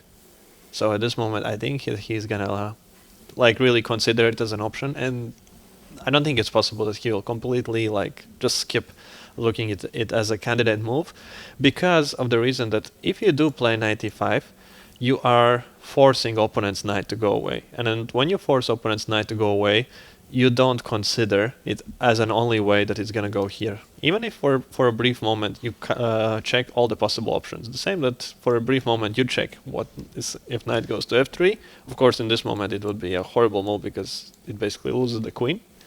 But you do check those things, and he is going to check knight e6, of course, as the move. And then he is going to start to calculate all those complicated lines. And yeah, we just saw him grab the head, getting deep in the calculation. I think he feels that something is not okay, that something has gone wrong. Yeah, either he feels or he's already spotted those variations, and he probably hasn't seen them before, but now he noticed some of them, or maybe all of them that we mentioned, and he is just trying to find a way to get out and to just find a way to keep the pawn, or maybe at some point already you give the pawn up, but for some activity. It's going to be really interesting to see how he's going to solve this. Maybe we should come back to this game quite soon.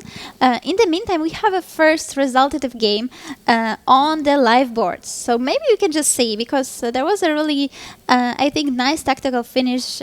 If some of the viewers like tactical play and attacking, hopefully all of you guys do. Now we can just see last couple of moves. This is board number 9. Pius Gratius versus GM Gergely. Until they already finished, so I don't think they're by the board, but we can just quickly see the moves. Yeah, because there was a really nice finish where black, with the sacrifice on f3, attacked the king. Yeah, we see the playing hall. As you see, there's so much space for the players. It's really nice. Right at the very end, there is the stage where the top boards are playing, and yeah, here we have this game, first resultative game. Black won. Yeah, so we can see the big board also on the screen, and then we're gonna show how black very quickly won with a sacrifice, small sacrifice, but very, very effective one. So here we had a relatively leveled position, like nobody is losing anything, and it seems like white is totally safe, that they're just gonna develop pieces, finishing the development from both sides. But actually here is a huge lead in development for the black, since the rooks are already out and white's rooks are only like kind of out. And of course, if all the pieces are attacking the king, this is way more important than some positional attacks and positional threats. And we see after rook e2 again, same move that we saw in the Kacper Puron game, just protecting on f2, looking probably to play knight e5 or something like this. We see king h8, still preparation, and okay, rook e1. Rook e1, probably missing rook f3 as a threat. Maybe there was possibility for knight e5 to escape it all.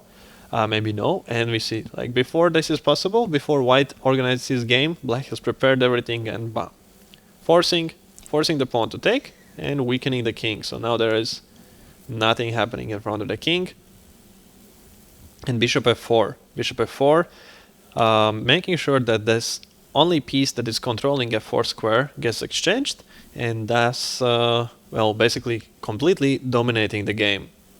Yeah, removing the defender, and this is a very thematical sacrifice, just to sacrifice something for destroying the pawns around the king, so that king wouldn't be behind this wall. You know, king is kind of like, after castling, king is kind of hiding there in the castle, but if you just break through, it's like breaking the wall open, and then we can use this opening to get to the king, and this is what black is doing now. Knight is super powerful piece, and what I really like, that even though the knight is attacking the rook, black doesn't really care about this rook because the knight is so strong, and he finished the game very nicely. You can show the last moves, I guess. So yeah, black just does not care about rook being under attack. He simply brings slowly queen around and just checkmates, and there is unstoppable checkmate on g2, and that's why the game finished on this very moment.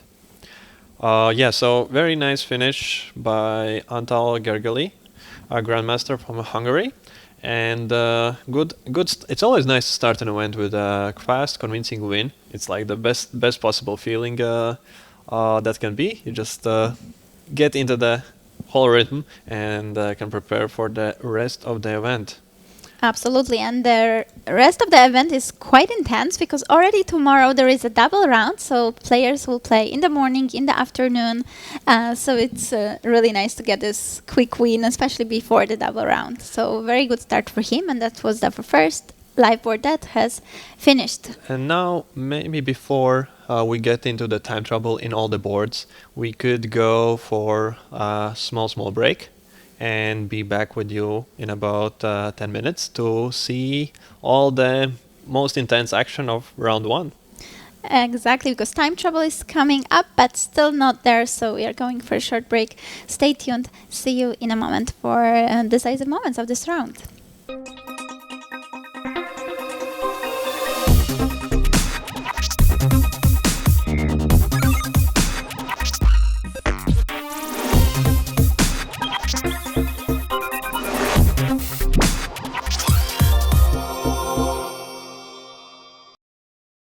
Welcome to the Riga Technical University Open Broadcast Round 1 is ongoing.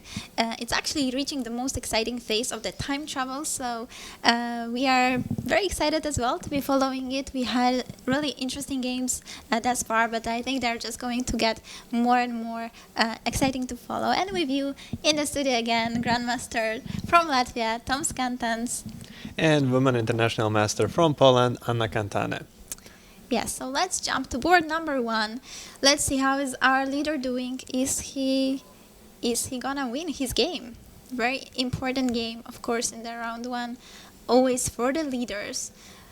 We see the players here. We actually see in the back game finish between Petr Prohaska and his opponent Gorgis Germanovs. But we are gonna focus on board number 1. So we left it very early in the opening, when the position was promising to become very sharp, and the players didn't disappoint us, because this is the moment when we left it. I mentioned that maybe g5 is gonna come and fireworks is gonna start, and it happened. And so here we see that white takes on f5 in this moment, realizing that there is some trouble with the bishop on f4. You don't really have where to put it, so you want to remove the knight, and now you have actually where to put it, and trying to neutralize all the ideas of attack that black could have, and thus kind of using the fact that there is isolated pawn, because if there is not going to be an active game, then isolated pawn can become a weakness. And so he's trying to keep pieces on the board. Since now bishop is not on this diagonal, there can be potentially some attack on h2 square.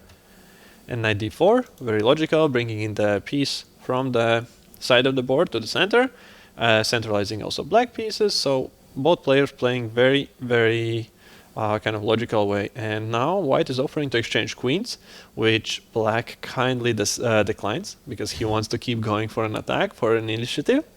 And now we see knight d2 asking this bishop, where are you gonna go next? And bishop goes to d3. Wow, that is a surprising square, since it is not doing very much there, and still it's kind of barely protected. But I guess there's nobody else can attack it, and it's feeling just comfortable there for the time being. And we're just quickly going through the moves that we would just catch up on what happened in the game to have some idea of what's going on. Knight b3, knight going to the side of the board. Yeah, I don't really like this maneuver at all. So the knight came from f3 to go to b3 in 2 moves. But maybe he's just focused on the bishop. And then this moment, yeah, we saw that white was in rather big time trouble already. There was only 13 minutes in this moment, while black had 1 hour almost on the clock. And now rook e8, again centralizing, very logical moves. The bishop does not want to be captured. And f4, wow. Look at that. He had 13 minutes. He spent 9 of them and played f4. Very aggressive move in big time trouble. Well, and that, I guess, made the game kind of to blow up. Yeah, quite a risky decision, especially in the time trouble. I guess he already felt pretty comfortable strategically, and he thought, I will play f4 because, okay, first of all, my opponent's king is a bit open. Why not open it even more? And I think he really enjoys his knight on c5 in this position that we have. But yeah, let's see quickly how has it developed, because I think now he's in big trouble, unfortunately. So let's see. I think we have a decisive moment currently on the live board. So queen h5, I guess making sure that you cannot take, because there is a checkmate, bishop retreats, and now, what's interesting, black retreats back. Just repeat, like nothing changes. Like if white would play bishop e3, it would be repetition of the position, but white doesn't want to play bishop e3 because it's not a good square for the bishop. I think that player with black maybe realized that maybe queen is better on d6, doing the same idea just from the other side, or like something along those lines, and on h5 it's actually very much misplaced. This is of course also like the a mark of strong players, that they can admit when they make some mistake and just go back. And okay, c4, now white tried to go for some breaks in the center, which is again very, very risky since everything is hanging. This pawn was still kind of keeping the position together, and now black feels that it's time to blow things up, and he just goes for captures and exploiting this weakness. And here we see why such a move like c4, it felt like the pawn doesn't do anything on c3. Like they're just innocently standing there, but it was potentially protecting the pawn on b4, thus securing the knight on c5. And now after this, a5 is already coming with a very big power. And we don't want to really play a3, I think, because this could be kind of unpleasant to give up the file, and bishop e4 could come, and there are big checkmating ideas on the board already. Yeah, it seems that now white's pieces are just hanging, just becoming a bit too loose. So let's just see the current position, because it seems that white is losing this knight. It seems to have such a nice outpost, such a nice cozy spot on c5, but it actually is now pinned, and most likely black is simply winning. So I assume that in this moment, with the low on time, player with white thought that black has to take either on e8 or just has to take on a5, thus kind of solving the problems on the dark square diagonal. And he might have missed this in the intermediate move, bishop e4, that was played in the game, closing any threat on e8, and actually just threatening checkmate.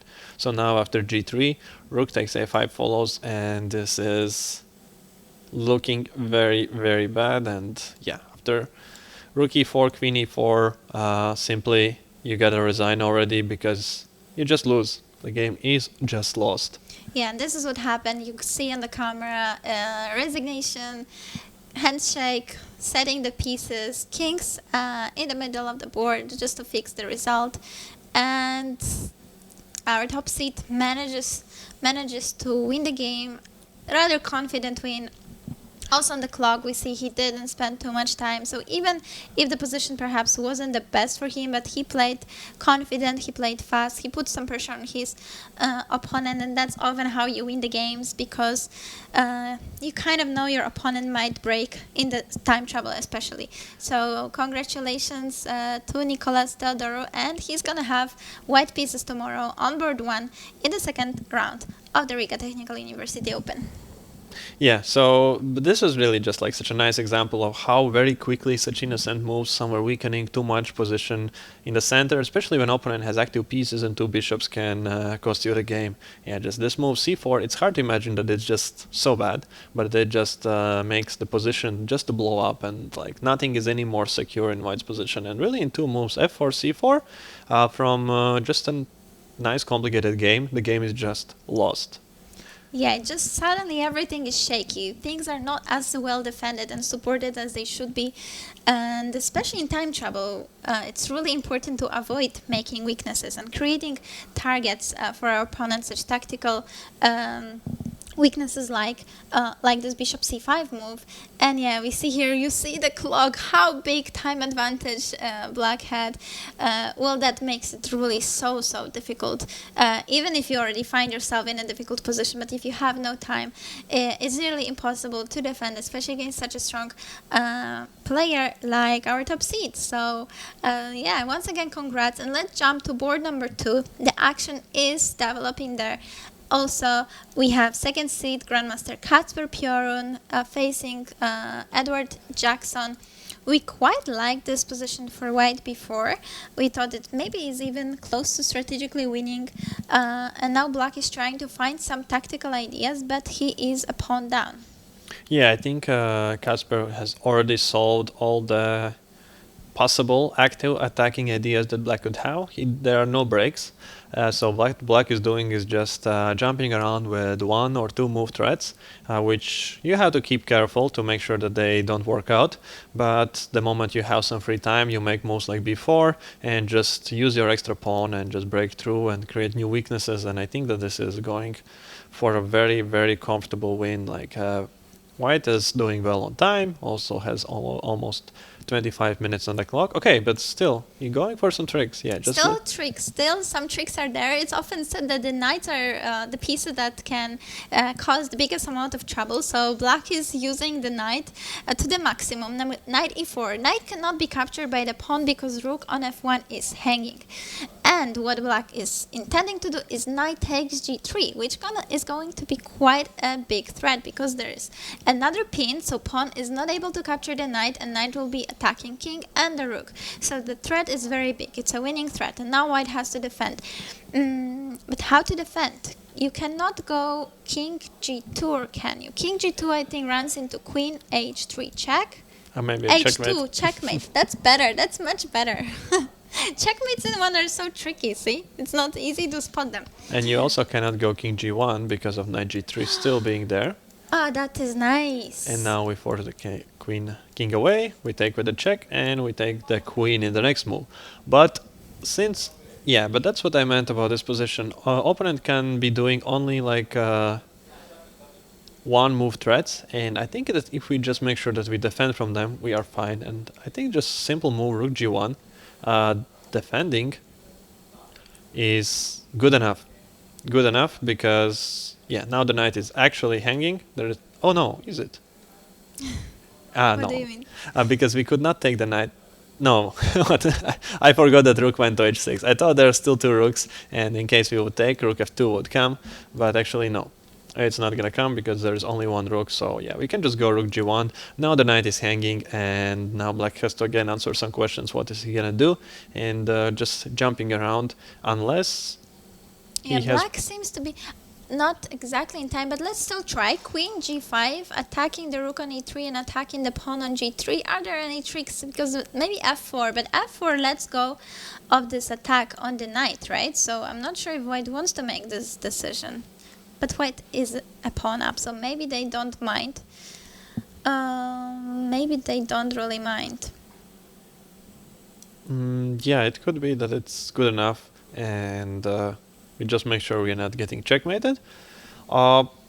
There could be still some other moves. That is probably not the only move. Knight g4 is also a move that I would consider, since we are attacking the rook with a check and protecting our knight, and also we're protecting the g3 pawn, so very, very universal looking move. And if we are to play something like maybe rook h3, I don't know, with some ideas that we could get h5, now white has a chance to do some consolidating moves. Also, it's serious consideration just to go for positions like this, but it's probably the last thing we want to do, just to exchange it, because I think the white's knight is very, very comfortable defender, and maybe some other tactical moves like queen g2 could, no, queen g2 could run into some... Knight g3, I think it's a cute option for black. So yeah, so maybe queen g5, yeah, some idea like this is actually very dangerous, and because of that, white just plays queen g2. This moment, yeah, just bringing over another defender, making sure that king has this extra square on g1 so that all those tactics would not be so dangerous. And now in case of queen g5, we could see maybe f4, maybe f4. Maybe f4 right now, yeah, just taking it calm, and if the queen retreats back, then maybe just b5 is already there. Oh wow. Queen g2, queen h2, what is happening? Is that a blunder? So queen h2. No, it's not a blunder. It's blunder from the black side. Wait, rook h2, but there is king g3 simply, right? Yeah, now king g3. Of course, if we take the rook, then this is great, great, great. But white sees it all, and that is a very, very strange... What happened? I think he just missed it. Sometimes you have It's probably not an official name of that, but it's a brain freeze that happens in chess. You forget about one capture. You somehow automatically consider that your opponent just has to recapture back what you have just taken. So there were just captures on h2. I also immediately thought it was a blunder, but it seems that it was actually black who went for tactic that favors white. And now white has an extra knight on e5. Two rooks for both players, but white has an extra knight, and this could be just game over and a win by white. Very likely he's just gonna resign. If not now, then in still a few moves. But yeah, it is very surprising because he played it super fast. He played the sacrifice super fast because we saw queen g2, and then really just half a minute later we saw this happen on the board. So maybe he just got too excited that he's winning, that opponent blundered, and he didn't double check what is going on in the board. Because yeah, I mean, in the situation like this, if the queen h2 is working, you're winning the game immediately.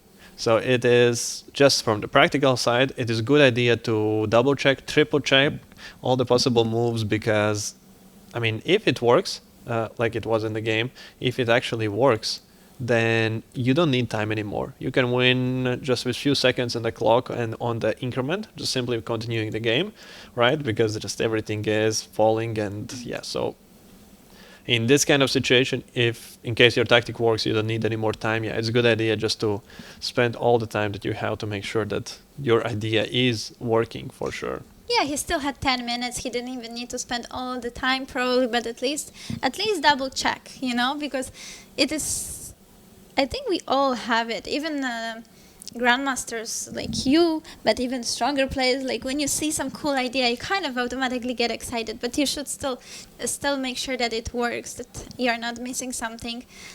And yeah, we have a miss. It happens. That's true. It happens to most of us. But yeah, queen h2. Nice tactics spotted, but unfortunately, white had a different answer. And so this game is objectively over. So Kasper is winning this game. I think that we will just see a resignation after a move or two. Yeah. Meantime, on board 3, Altai Safarli managed to win the game against Blaze Grot as well. So that game is also over. It finished with, I guess, with some tactical oversight as well on the board. So we can just show the final position. Oh, wow. We had another blunder. And most likely caused by time trouble. Yeah, you can see here it's still equal position, material-wise at least. Maybe even white is better due to the weak king. It's hard to say. Black has the light square bishop. Either way, now white played knight d4, which is a decisive blunder. So after knight d4, black simply captures on d4, and now white is not able to recapture because we just get a check, and after king move we just take back on d4, and when black is full piece up, and that's why the resignation also followed in this moment. Wow. Knight d4 is of course natural move to want to play in this position because knight e2 is kind of a big threat. That's a very, very unpleasant fork, but since this is like a one move threat, I'm pretty sure there are some ways how white can deal with it and still have a very, very comfortable position. And yeah, for sure the game did not need to end immediately here. So that, but that happens, of course. Those tactical oversights, time trouble, stress, emotions, everything together. This can cause these things to appear. Also, board 4 has finished. Paulius Putinevicius did win his game against his young opponent, against Ruben Koles. So again, we saw the game finishing with big time advantage for the stronger player. And we still have an end game going on board 5. On board 5, where a player from China, Chen Hongsen, is trying to win against his much stronger opponent by the rating, much stronger opponent, Grandmaster Kazakowski Valery from Lithuania. Yeah, this is board 5. So except the board that we see now, it's the highest pairing that we have. A very interesting game, especially, really impressive by the white player. what he is doing here. He's the one who is lower rated, but if you looked at the game only, not knowing who is playing, probably it could be that you assume that player with white pieces is higher rated, right? Yeah, it would be a very, very natural assumption.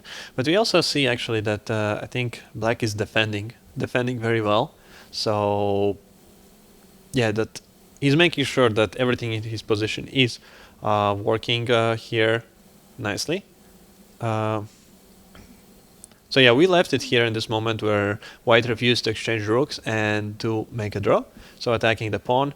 And what we saw is b6, making sure that black's rook doesn't get in the game. And now he goes for this f3, an idea of bringing the king over. In the meantime, black removes the pawn from g7, just making sure that he doesn't have to worry about that, and also gaining some space, maybe breaking the white's pawn blockade, because white wants to block black's light square bishop.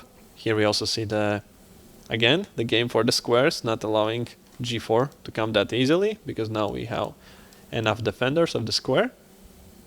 Bishop is now comfortable on d5, and king is coming to block the pawn. Of course, the king wants to be on b7 in front of the pawn just to attack it and stop it from promoting at the same time. Similar thing is being done by white here, again, also just bringing the king over and attacking the pawn on g5. So rook d7 prepares the tactic. Only thing is, if we could maybe try to see the players from the board 5 and also the live board, that would be helpful, and we will get back, but it would be quite cool to see how they are there by the board. It is already 9 local time, so it is quite late. It can also sometimes affect the players. Some of them traveled here a rather long time, so let's see. Will we see some more mistakes? Because in other games, as you have just seen, we had some blunders. It's rather difficult to blunder something here, but yeah, we see actually that this manner, so since he did play this h5, it left the pawn on g5 undefended. And as it is often in these positions, you don't really want to be having to play and defend passively. You want to have activity for your pieces. So he wants to have his rook on d7, controlling the d-file, having some active ideas. And he doesn't want to go back with it on g7 to protect the pawn. And because of that, g4 actually got played. And that means that white is going to win a pawn. And even though with different color bishops, since now a lot of pawns got exchanged, it is getting closer to a draw. But in order to win in an endgame, you do need to win some pawns. So you gotta start somewhere, and exchange of few pawns is a small price to pay for the fact that you are gonna be actually a pawn up. And I think, yeah, the pushing is gonna continue here. There will be a lot of questions still to answer here from the black side, and I'm wondering what is his idea after rook takes g4. Like, is it gonna be rook d6 now, attacking the pawn and get it back in, getting the rook in the game? Maybe, just to use the fact that this is a little bit out of the game. Nobody is protecting on b6 at this very moment, and if we do try to defend it with mostly bishop e3, then perhaps he's hoping maybe for some ideas how he could play for a win in this one. Seems unlikely, but maybe there are some hopes, some ideas, ambitious, that now the king is being forced back to the first rank, and oh, we could even take on e2. Okay, so for sure this would be great outcome for black of this game. Yeah, just also now getting bishop e4 threats, b2 pawn rolling forward, so this is not ideal. So is there something better after rook d6 here? Well, probably even that position after bishop d4 is quite safe though, for white. But this is probably the best position that black had in there. No, this is not safe. This is far from safe. We cannot go here because this is a checkmate. And if we go with a rook to this side... Bishop is defended. Oh, I forgot that bishop is defended on e4. Yeah, rook is attacking it, the white's rook, but also it was defended. If we would go here, we would lose the rook. But we can go back here, since black's rook cannot attack here.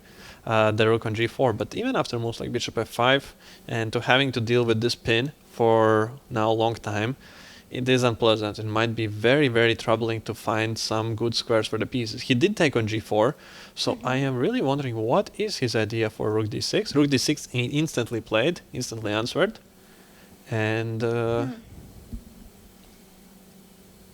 what is the plan? What is the plan? There has to be some trick, some idea, because otherwise black What is about overtaking e4? it. Will we manage e4?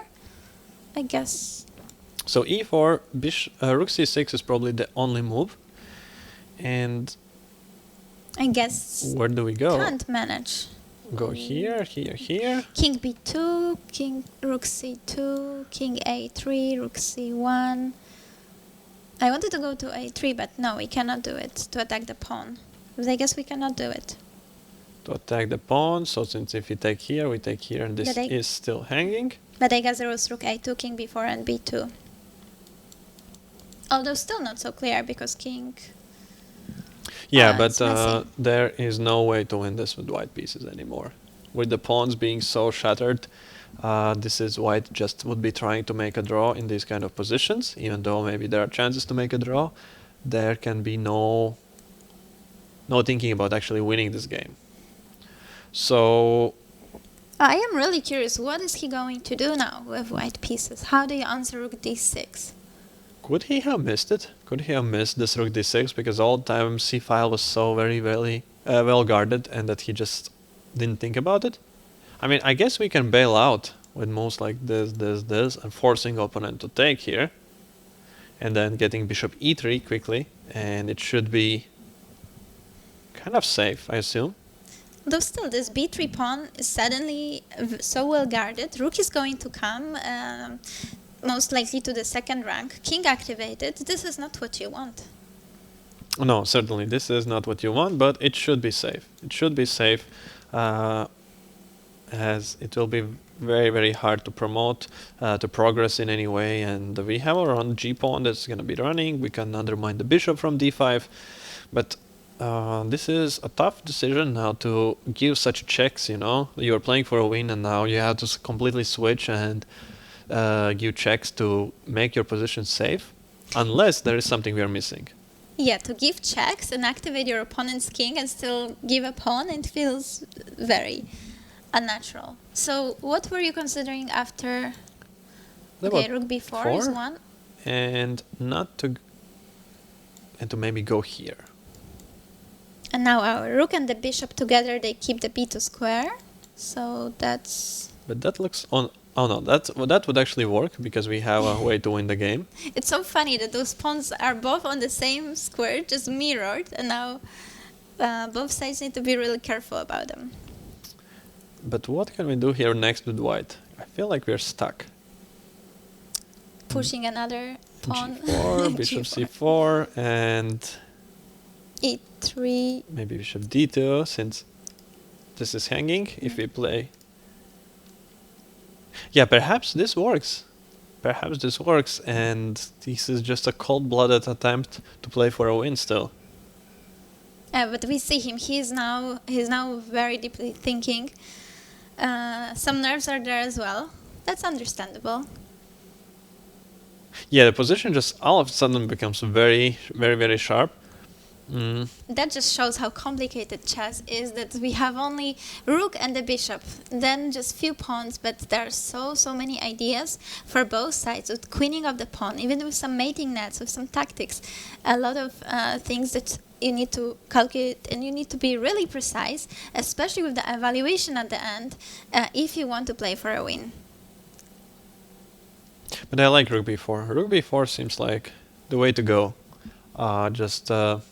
We did take the pawn, and... Because it helps our pawn and it blocks opponent's pawn. That Yeah, it is defends true. and attacks in the same time. But maybe after rook d4 we just play king b7, attacking the pawn without getting the rook too far away.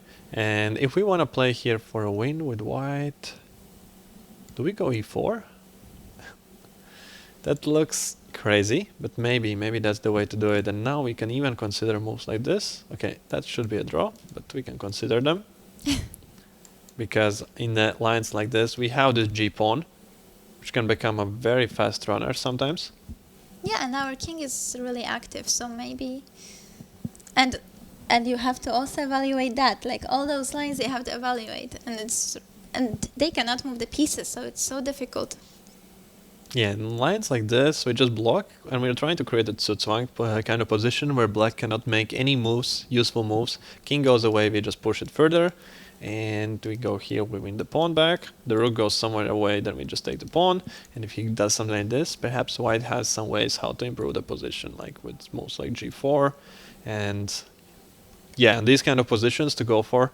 With black pieces, this is super dangerous, and that's of course not forced, because here we have option as well to just retreat, and after rook c2 again to play this king d1 kind of move, and for example bishop d2 to put this rook in a cage and use the fact that everything is hanging and there's no way to easily progress here from the black side. So well, this is really exciting. Let's see what he does. I think we could take a quick look at this board number 7 because we had very interesting development there as well. Now the position, I think it's quite clear, but we had this 96 move played that we've seen before. Oh, so wow. we can just quickly take a look at that while we are waiting. I think we should come back to this one, but now we will take a look at board number 7. Marat's France against GM Tomas Laurusas from Lithuania. So let's see, board number 7. Maybe it has just finished. I think we see Thomas standing up. I think someone congratulated him as well. But we can just quickly take a look because there was this 96, beautiful tactic. But despite that, white seems to be losing the game or just lost. so it happened, and he did allow just take on e7 and continue the game positionally without the pawn. So using the fact that there is this pawn wedge on h3, that king is in danger. So he just evaluated that he doesn't care about the pawn. He still has enough activity, also thanks to the fact that the bishop on d3 is very bad. Knight f3 is a big threat. And knight f3, forking the king and the rook, yeah, that is a very big threat. So rook e3, an attempt to stop it. So he chose not to give the pawn on e4.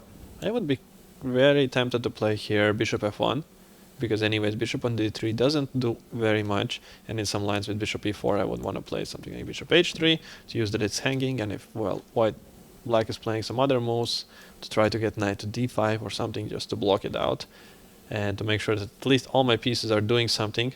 With king f1, activating the rook with a5 move, trying to get in the game through there, so he's closing the game, closing it up, and now using the fact that these two pawns are comfortably blocking these three pawns, he just plays on positionally with a better bishop, better knight, gets into f3 anyways, takes the pawn, and yeah, and the game rather quickly finished in time trouble.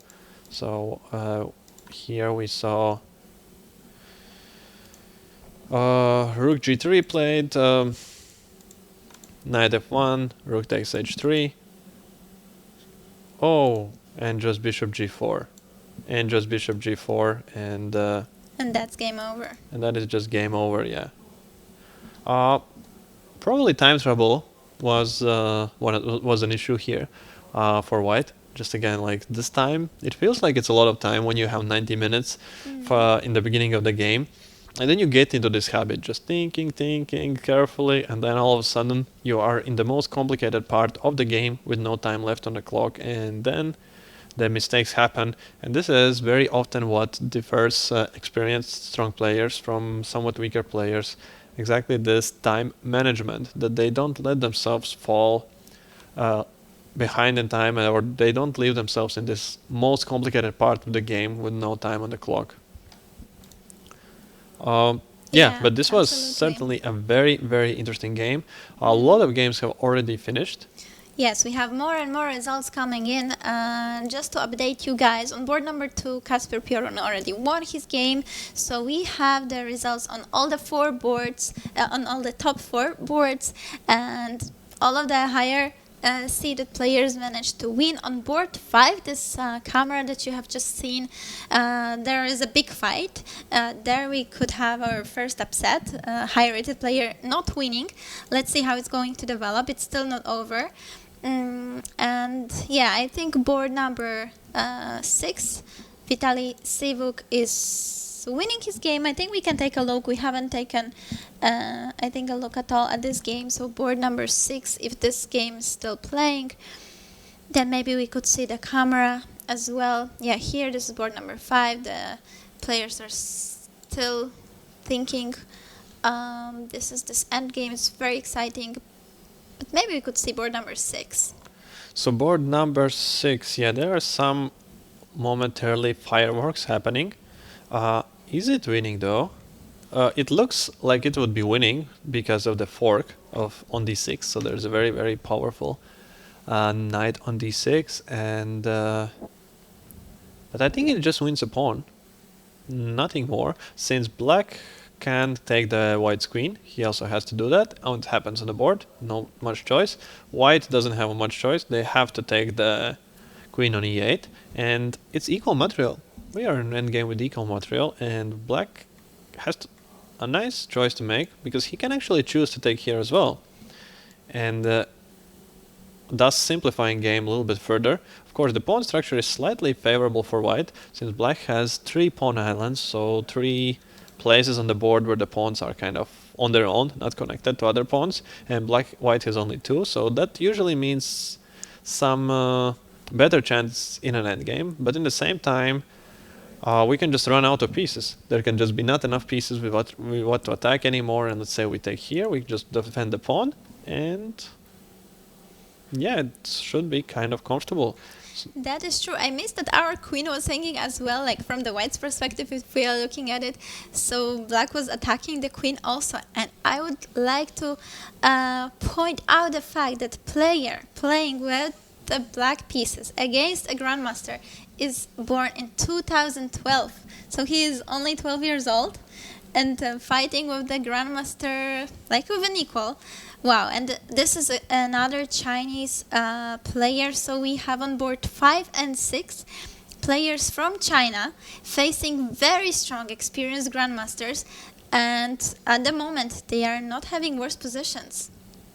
And I think that actually in this position, black, the choice is between how ambitious we want to be. If we want to try something like knight b1, yeah, I was just looking at knight b1. There's some knight d2 jumps sometimes, but I guess rook a1, knight d2 doesn't work, right?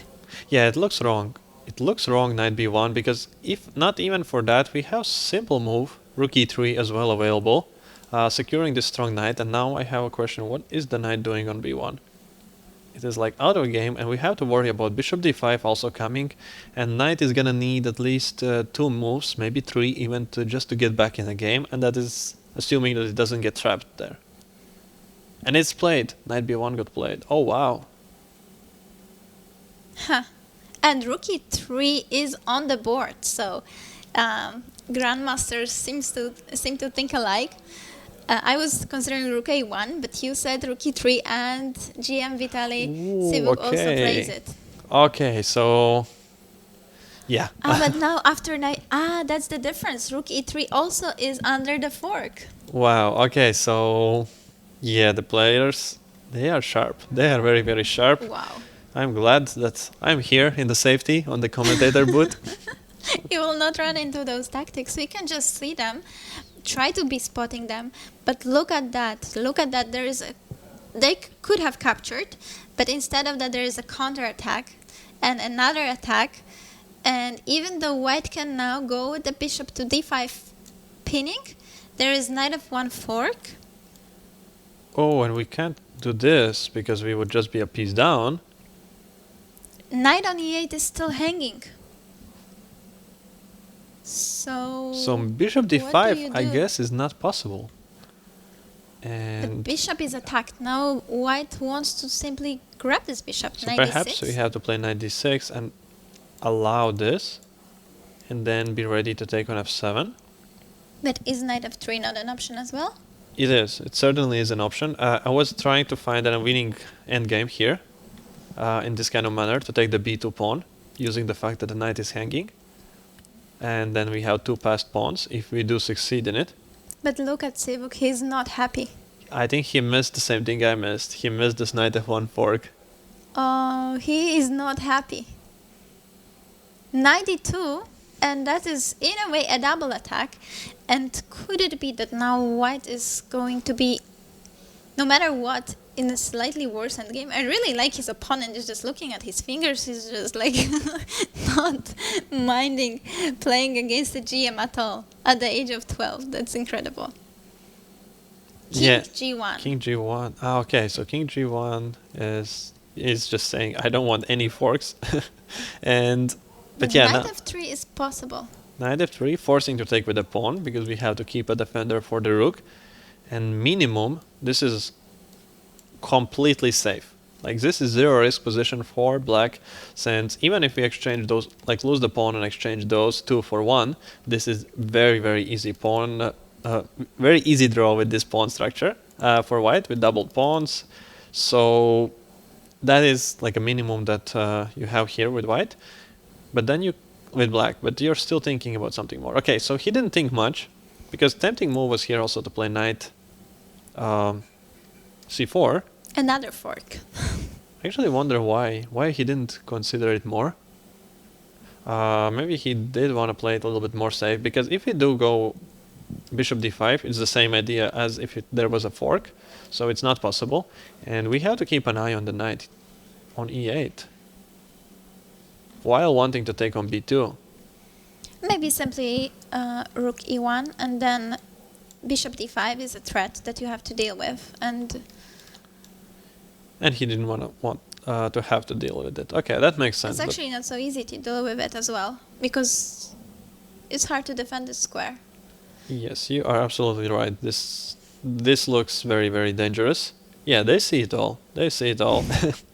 And so knight f3, and after knight f3, yeah, this is it. Like black is in control of the game. He is just thinking how much he can afford to push for something here, because also important thing to note here, it's an endgame on 2 sides of the board, and the bishop and rook pair is a stronger combination in these kind of situations most of the time than rook and the knight, especially if knight is all over the place, if he doesn't have a good place where to settle any safe position. And what happens after this is that white's pawn structure also turns into 3 pawn island position. So white has no advantage in this regard. It even, you could say that sometimes it's considered that doubled isolated pawn is like a 2 pawn islands. So we could even say that white has 4 pawn islands against black's 3. And now also due to this factor, it's reversed roles. But player of the black pieces is really low on time, no? Or they both are. It's 1 minute against 5 minutes. Yeah, but 1 minute against 5 minutes, it's quite a big difference. It's a small time for both of them, but 1 minute, you barely have time to think for a bit, and then you have to make a move. But of course, it should be rather easy to make at least a safe move. But of course, it's not so easy to make a very precise move. He played rook f4. Knight d6 is super logical, because this knight just has to try to return. Maybe rook b4 now is what he's planning. Yeah, I think that is what he's planning. And if we do take on b5, just to get rid of this bishop, we take back with the pawn to straighten out the pawn structure. But also we have a b3 move, and this still should be kind of comfortable draw from the white side, if he goes for this, if he doesn't still look for some ideas how to win the game.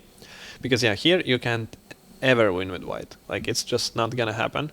So that is a big decision, like if you accept to draw or no. Because yeah, if you push the pawn here, b pawn is coming, but we can get back here, cutting off the king, bringing the rook from the other side, and there is no way to cause any troubles with these pawns.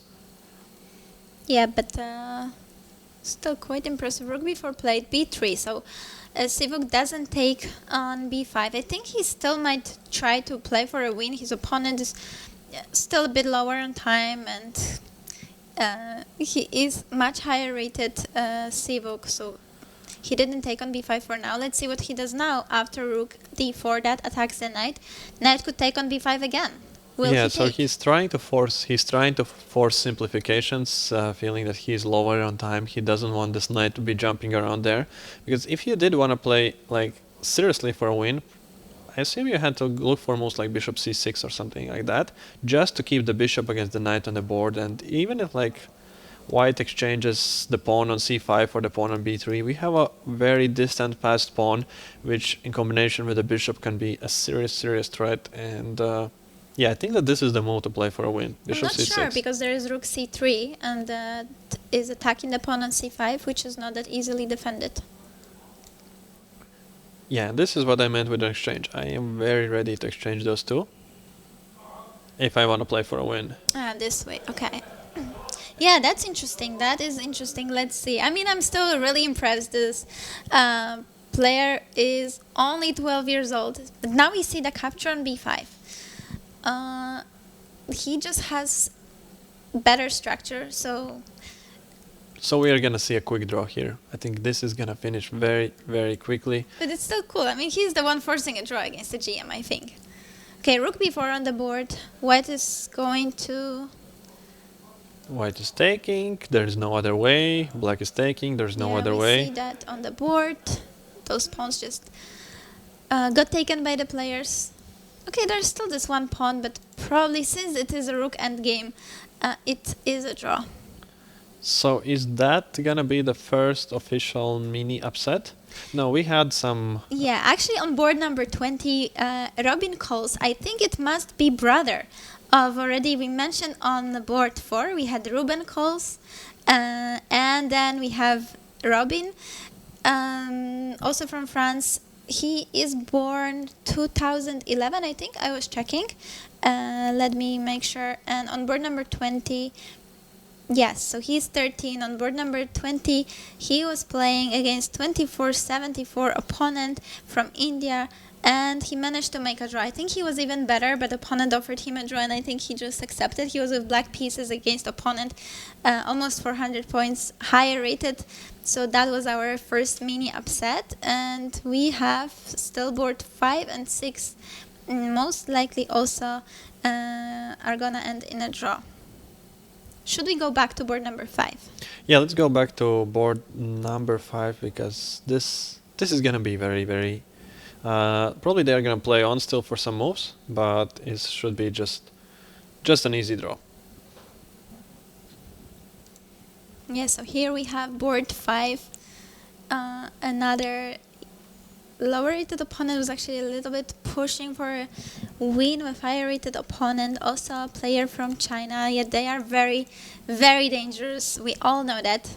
And the ratings don't matter as much for them, I think. I had a very painful game once with player from China. I played, Tom is laughing because he knows that he was there with me at the tournament. I was playing with the player who also first round of the tournament, and he was unrated. And you know, usually when you play an unrated opponent, you think in the first round it should be an easy point. It wasn't. He just outplayed me. Yeah, he was from China. I think he just simply didn't play rated games before. He was really strong. He outplayed me. Then at the end in the tournament, he also performed really well, winning under 23 rating. So he was the best out of all people under 23 rating FIDE. So yeah, it's really tricky to play with them. They can be very dangerous. And I think this is what also the 5th seed of the tournament is now experiencing. But it feels like black is safe here. It's so hard to imagine the black is not safe in this position. Pawn on b3 is activated. The bishop, like it's being defended, but that just means that you can also... There is no way how to really improve your position from the white side. So the only strength for white that is at the moment happening is the pawn on g3. But it's not going anywhere. I mean, could we get the pawn to g5?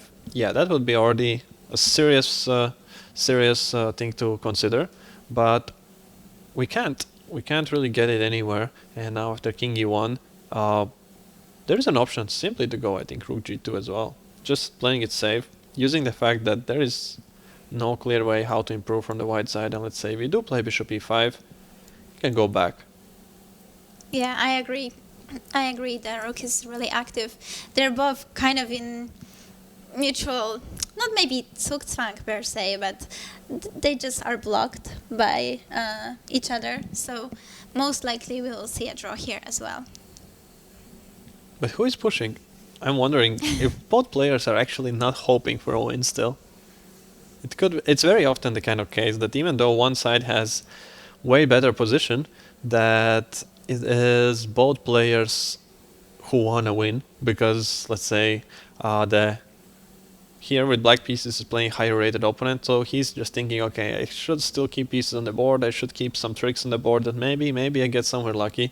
But in the same time, white player is just pawn up, and he's also thinking that he should win, because of course also here he had a lot of chances to make a draw, and we know that he is somewhat ambitious about this game. He didn't want to just finish it, so I don't think it went away just yet, because he's still pawn up. And yeah, so, and it's always the best kind of situation when both players want to win, because it means that they are, even if they see like forced draws, they don't go for it. They want to, you know, just keep the game on and on and on. Yeah, that's true. Let's see. In the meantime, I think we could take a quick look at board number 8. This is still a live board. Most of the game already finished. We probably will be wrapping up soon the broadcast as well. But let's see. Board number 8. We have another, of course, 8th seed of the tournament, and another player from China. It's quite nice to see such a wide representation of Chinese players, because I don't believe we had it in the previous years of the festival. At least I don't recall. So it's nice we have a couple of them participating. So Zheng Chongsheng against Alexander Dorashelsky. With the white pieces, we have rating 2571. And again, very big rating difference with the black pieces, 2134. And another endgame, different color bishops as well. And white is pushing due to the active rooks, 2 passed pawns that are connected on the c5 and d6. Is it enough to win? Yeah, black is, I guess black is just hoping that he has a fortress here, that there is no way to break through, and that's it. And white, yeah, okay. And white is trying to find a way in. I'm wondering what could be some way how he's trying to get active here. Maybe his idea is to bring king c3, then retreat bishop e3, blocking the pawn, and then go king d4, king e5, king f6, and go for the pawn on g6. That's why he was happy to force h4, h5 moves, because now the g6 pawn could be a weakness. I think that is actually the plan. It's hard to imagine anything else. And he's not rushing with his decisions. He's improving everything everywhere as he can. Black has no way to do anything. He can't exchange any pieces whatsoever. And yeah, king c3 on the board. So I actually think that this could be a comfortable win. Could be a very, very comfortable win now for white. We can still improve rook b4 to make sure there are no tactics that this would be hanging. Yeah, then bishop e3, blocking all the pawns. And then we are ready for running. And the moment we go king f6, if you need to go rook g8, that means that you have one less piece holding your position together, and you might be hit by some tactics of taking, king taking, rook b6, and then those 2 pawns just queening.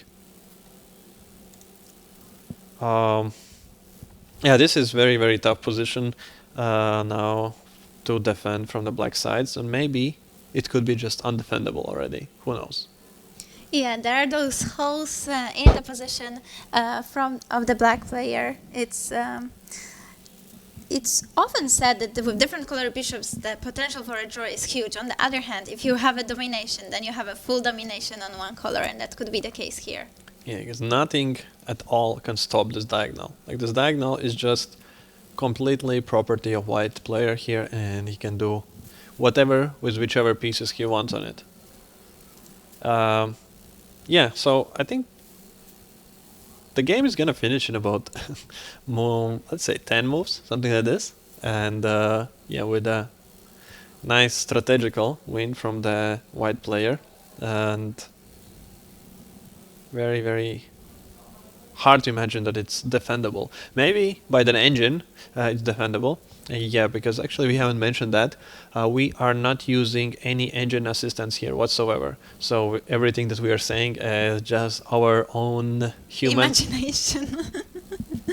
our imagination, you could say that, or just our humanly assumption. And yeah, so we could be wrong, of course, and there could be some great defensive resources, but just humanly the position looks very bad, maybe just lost. Yeah, absolutely. In the meantime, on board number 6, Vitaly Sivuk, as Tom's mentioned, already made a draw against Yang Zilong. So that is the highest rating at the moment. That still didn't manage to win the game. But on board number 5, it seems that we are having a repetition. This is for now second time. Maybe we are gonna have a draw there as well, and that potentially is also for us time to finish the broadcast for today. But let's quickly take a look if we are going to see a repetition on board number 5. Let's see. I think he kind of escaped it, but let's see. Board number 5, Hong Sen Chan against GM Valery Kazakowski. Can we see board number 5? Board number 5. Okay, so let's try to also catch up on Almost a draw there. Almost a draw. Bishop d. Here we had the king e1. Okay, and so yeah, the position is basically the same as we left it.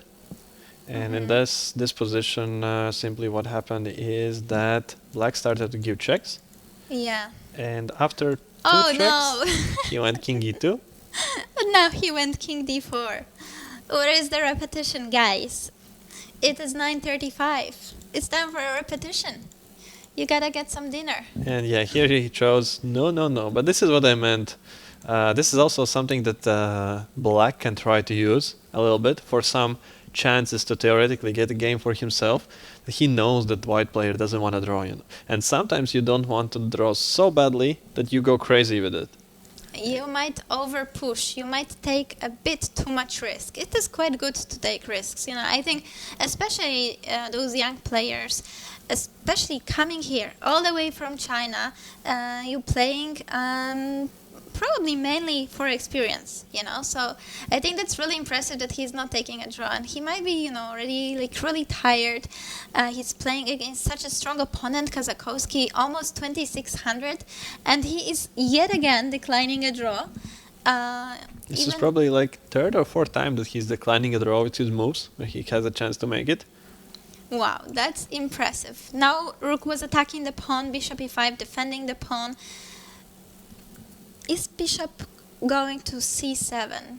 Does it give anything? I don't see it giving anything. It's very dangerous since the b2 pawn could be running. Yeah. But I think that simply, like the easiest plan would be to play g4 somewhere, bishop f6 and g5, if it's possible. Well, white has this extra pawn, so b pawns, e pawns, they are basically mirroring each other, but the white has an extra g pawn. Can he actually now is a big threat of e4, drawing the bishop away from defense of the b3 pawn, using the fact that g3 pawn is so safely guarded. If he's going to squeeze this one, that's gonna be so impressive. But I think that this might be the moment where we need to act quickly with black and go for something like b2, with an idea that if we exchange, then the b6 pawn is falling, and this different colored bishop position should be kind of easy draw, since our king is gonna get back to safety somewhere, like here, and oh no. Here is that an easy draw? Here we could probably play a move like this, not allowing the pawn forward, and if you would waste the time, let's say in these kind of positions, to go with the pawn forward, then we could get the king over, and that would be an easy draw. If the king reaches f7, the game is very much over. since we will never be able to get over the g6 square. But who knows? Maybe there is some way. And the idea of the b2 other is that if you take with the bishop, then at least we get rid of g3 pawn. So any simplifications would be nice. But no, rook g1 was played. So he didn't make this decision. So what is happening right now? How does black play against e4? Bishop is a defender of the b3 pawn, so it makes all the sense in the world to just attack it. E4 does just that. Bishop has only one square c6. A check right now is not possible since we just attacked the rook. So bishop c6 is the only move, I think. And in this moment, maybe we start checking. And after king e2, we find some clever move using the fact that e4 pawn is hanging. Let's try. Maybe rook c1 and threatening rook c4 as well. But this is pawn up. This is just This is two pawns. Another pawn up, yes. And e4 is played. e4 on the board. Let's Wow. see. I want to see Kazakowski now. Is he ready for this move? Has he playing rook g1? Has he expected it, or is he surprised? Can you try to figure out? No, he's playing very quickly. Bishop c6. I think he just realized he has no other move after e4 than bishop c6. So even though you have not seen it before, you just gotta play it, because otherwise your position just collapses. But now white can take a pawn, second pawn. No, actually he had another move, perhaps here. Didn't he have rook e1 as an option to consider? With an idea that bishop is hanging. Okay, if we take the bishop, black takes it, we take on e6. And we take on... But rook b3, that's another pawn. And that's a winning rook endgame. King e4. And we have here king e4 and this rook is protected. defending everything. Yes, so this is not great. And the second pawn has been collected. Let's see.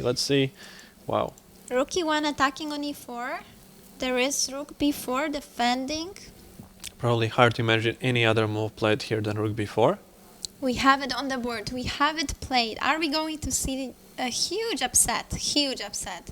Of course, it is possible that the position is still drawable because of the different color bishops, and as mentioned, the pawns are not connected, so it's very hard to cross some certain squares. But this is big progress, and it's important that we keep the pawn on e4 because it very much restricts black's bishop, and also the pawn on e6 is actually restricting the black's bishop. So I think that if we would remove the e-pawns, the position could be draw. I would even go as far as to say a draw. But since there are those e-pawns, which are very much disturbing black and helping white, there are good chances, very good chances. Okay, king a6 going for some sort of a suit swung kind of position. I think maybe also threatening bishop b5 in some cases to win the b6 pawn. We could see bishop c7 as the next move, just to keep it all together. Still, maybe it's not so easy to make a progress, as you said. And yeah, even if we just stand, we can't go with the king forward because e4 pawn is falling. We can't make any rook moves, and if we do play move with a pawn, we could be just hit with the rook g1, now not being able to defend the g4 pawn in a reasonable way, because yeah, in these kind of situations, again, it's just falling. But maybe... that's interesting. Well, the rook on b4, king on d3 are a little bit stuck with the pieces. But what about some clever ideas now to skip a move somehow? Because we don't need to defend the b6 pawn any longer. So can we skip a move? But where do you go with the rook? You cannot go rook c4 because bishop b5 is coming, rook d4. But what next? Rook d8 is not really a threat. Perhaps we have to play e5 just to keep it secure and then to try to get out with the king somewhere there. Bishop f4 is on the board. Is bishop b5 an option now to pick up this pawn? So bishop b5 check, we go probably forward, king b5, and we go king e5, just king c5 I think is very much okay. But no, he didn't play it. He already gave a check. So after bishop f4, we just see rook Ah, d1 on rook the check. board. Wow, what is happening? Is it possible to zoom in on the board on the players? Or I'm not sure if we have such an option to zoom in on the players just to see the board a bit clearer. But yeah, rook d1. Is that a miss, or is he confident that there is no way to progress? Can you be confident in such a position? I don't think so. It just looks... No, I don't think it. At this stage of the game, I mean, it is almost 10 p.m. here in Riga, and yeah, you're certainly tired after so long game and so on, and you're doubting, like you're missing stuff. No matter who you are, you're missing stuff, and this looks like a very strange way to defend it. So he gave a check, and now he's putting his rook on a1. I don't get it. I'm gonna be on... Oh, he's going for rook a4? No, that doesn't make sense.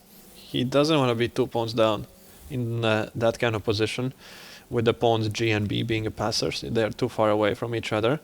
So I don't really get what is his idea. Bishop e3. Actually, this is a pretty tricky maneuver of the bishop. We were not considering that, but now bishop on e3 is defending on b6, but also it's covering this g1 square, which can be quite important if you want to push your passed pawn. I think I actually just understood why he didn't play bishop b5 here. We can just take it and go b7 and b8. Okay, and that would have been quite a blunder, and we missed it. We both missed it. So well done for him on spotting this at this time after so many hours of play. Oh wow! But he has a really difficult position to defend. Yeah, in this moment as well, the rook doesn't go to the g file. We can even play moves like g4 already. Can just run with it. Of course, then we have to consider e5 and that we can give stack, but this is step by step. White is just step by step going for it. And yeah, g4 is on the board already. Okay, I mean... This is really impressive by White. He declined draws, like checking a little bit. Also, it affects your opponent psychologically. If you see they want to draw and then you say, no, I don't want to draw, you're kind of like from the position of power playing. He's keeping some slight time advantage on the clock as well, which gives you some comfort. In some problematic situation, it can matter, even though they're both, of course, quite low on time. It's very advanced. It's over 60 moves. G5 is on the board. This is move 61. And black has to go, I mean, I'm not sure if he had to go, but I guess he had to go passive. This is not what you want when you're defending. Maybe even king f3 is possible now. King g4, supporting this pawn with the help of the king. Maybe idea is something in this, and now... That's on the board. King is on f3. Is the g pawn just going forward? Can you stop it? No, this is not great. So perhaps after king f3, we simply should play bishop d7 to stop the king from getting to active, because this pawn in the help with the bishop is locking it out. But this, if we don't attack on e4 anymore, this is the cue for us. Okay, now the rook doesn't need to be here, and we can play most like rook c4, threatening rook c7. And that's after rook c8, the endgame has to be winning or not. So you mean here after rook c8? Bishop d7, rook c4, rook c8. Yeah, that has to be winning, since 2 places, only 1 square left. There it's on 2 sides of the board. And we could even pick up the 3rd pawn as well if we wanted to. So that just has to be winning in my understanding, because we have to go defending with the bishop here. That means that the king cannot activate in any way. We can't shuffle anything around, so we will be completely tied down. Okay, so what is gonna happen here? Rook f8 check, but that seems to be pushing the king to even more active position. Problem is that the pawn on g5 is also defended by the bishop, so even if there are some checks, this pawn is not going to fall. Bishop d7, is that on the board? That is on the board, yes. So king h5 is the principled reply here, and... is there some problem with this move? So maybe bishop e8 is his idea. Okay. We cannot push the g6 pawn, because then we lose it. I believe he went back. He didn't go king h5. He went king g3. Because here, what didn't he like? because even this is completely safe, and after rook g6 we always have king h7, and it would be like, now would be some time to slowly improve, let's a rook or something. So I wonder why king g3. But okay, maybe he just wants to get a little bit extra time. He doesn't need to rush. He can return to the position any moment. Again, after king g3, bishop c6 was played because rook c4 was a serious move. Maybe he wants to play simply rook c4 now and then go for the king move, already with the threat of rook c7 in there. That actually seems to be very strong. Putting rook on c4 first. A rook is not necessary on b file. Another option is to maneuver the rook to the a file and threaten rook a7. It can be hard to do though, with the pawn on e4 hanging. Yeah, that's true. So rook c4 seems like such a clever little move, and I can't think of anything else that we could do here with black than just play rook g8, kind of waiting. Has he played it? No, not yet. But that would, for king g4, mean that bishop d7 is forced, because we can't allow king f5, and this is probably a big improvement already, with the rook c7 being a threat. Yeah, because now if bishop c6, g6 would just end the game immediately. So, wow. Rook c4 seems to be very strong. So far the player with white has played, I think, just close to perfect game. Just feels like practically just keeps pushing, looking for ideas, and yeah, I think black is in very big trouble. What could be some idea against rook c4? But that's incredible. I don't recall the last time that I've seen a player with rating so much lower just outplaying, and so, confidently. And it's so difficult to just not go for a draw against a stronger opponent. You're just so tempted to do that, and he declined it not once but twice or even 3 times. He still hasn't played it. But He has. Wow, Oh, wow. He took his time and he played it. Wow, just impressive, really impressive calculation and the feeling for the position, and yeah, you usually really don't see it. You don't see it with these ratings, and that's what makes it really impressive, because just such a cold-blooded game, really. And rook f1 was played. Okay, so That's looking some for try. some active tries, but with the g1 square being covered. Oh, okay, so his trick is that you cannot play g6 right now due to rook b6 attacking here. If you go here, we get a check and we pick up the pawn. What about king g4 though? King g4, and we have to face rook e1. But I wonder what happens if I go now g6. Can you take it? I guess you can take it, because now you can retreat back. Oh, that's nice. And yeah, we are ready to promote. And if we play something like rook c3, Then there is rook e4, bishop d5, yeah? then there's rook e4, yeah, and after a small like king somewhere, bishop d5, and we have a draw. And we have a draw of bishop and the rook against. But look, bishop f2 was played, which is such a smart little move, taking the e1 square away, taking the g1 square away, but Valery Kazakowski is also finding some impressive little geometrical ideas, like rook d1 now, trying to go for the same trick. If g6, rook d6 is coming and winning the pawn. King g3 now will be met with, I guess, attacking the bishop, right? Yeah, but I wonder if this line with king g4 was actually not winning and sacrificing the piece, and then with the pawn somehow that there is some clever way to block it out. But maybe there were too many defensive resources because of the different colored bishops. Okay, rook d1 is the threat of rook d3. How can white progress here? g6, then rook d6, and g7, it's almost queening, but rook g6 is gonna be with a check and double attack, so that's gonna pick the pawn up. And what can white do? King g4 will be met with rook d2, right? Rook d2 or rook f1? Yeah, one or the other way attacking the bishop. Probably rook d2. And after bishop e3, again just forcing it backwards. And oh wow, rook b4. That means he's saying, I don't know what to do, and I just want to play it safer, but I think skipping a move somewhere could mean already not being able to break through here. Huh, rook b4.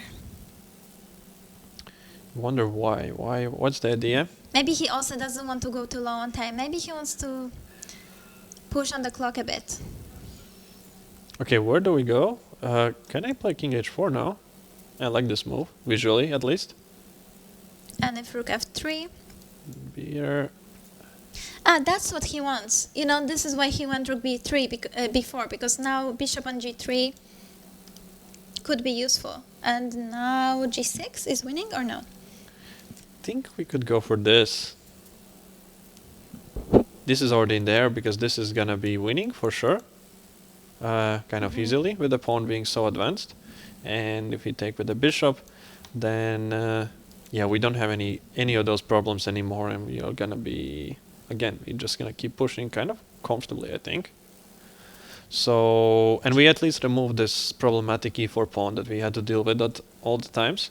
But he played king g4. He didn't go for this. King g4. It's on the board now. But maybe he wants to go here, bishop g3. Yeah, I think this is why he went rook b4, because now after bishop g3, pawn on b6 is not hanging. It would have been hanging otherwise, but now the rook is back to defend it, so bishop can actually leave this diagonal and go to the other side, go to g3, where it's guarding the king a bit more and attacking on e5, bishop d7 check. So we are forced to go king h5, otherwise it's a checkmate. Oh my goodness, king h4 is a checkmate in one move, but for black suddenly. I don't think he's gonna miss it, no way, right? King is on h5. No way, yeah, that is. He is playing way too good this game to miss it. Rook f3. Is bishop h4 a move now? It looks so ugly, but maybe it's a move. We just protect from the checks, and if you do try to pin us, we just go g6 and Yeah, try to escape. because bishop h4 here, and now we can take a king looks g5. weird, but it helps the king and it keeps covering the g3 square, and it's also defended. But of course, there is another tempting option here, just to go bishop c5, just away from all the attacks, all the threats, and then to look just to promote again with the pawn, just somewhere g6. Do you think he's gonna win? It does start to feel so. Okay, bishop. Yeah, I think he's gonna win. It's like he's not. He's being very careful. He's being very careful, and it's very hard to blunder it away here. Like if you're actually careful, and he has advanced the king, which is very, very important. If the king comes in somewhere here, that is just gonna be game over. So how do you keep it out of there? I have no idea. It just seems some tricks like this. Again, trying to make sure that g6 doesn't work. But I think even king h6 here is a possibility. For now, he's also really smart with his time management. And now we go back, and that's it. Because the moment you reach f6 square, the main problem for black is they cannot keep checking. Like they have to keep defending the pawn, because if they keep checking, we take the third pawn. Something was played. Bishop e8. Yeah, that had to be done, I guess. Although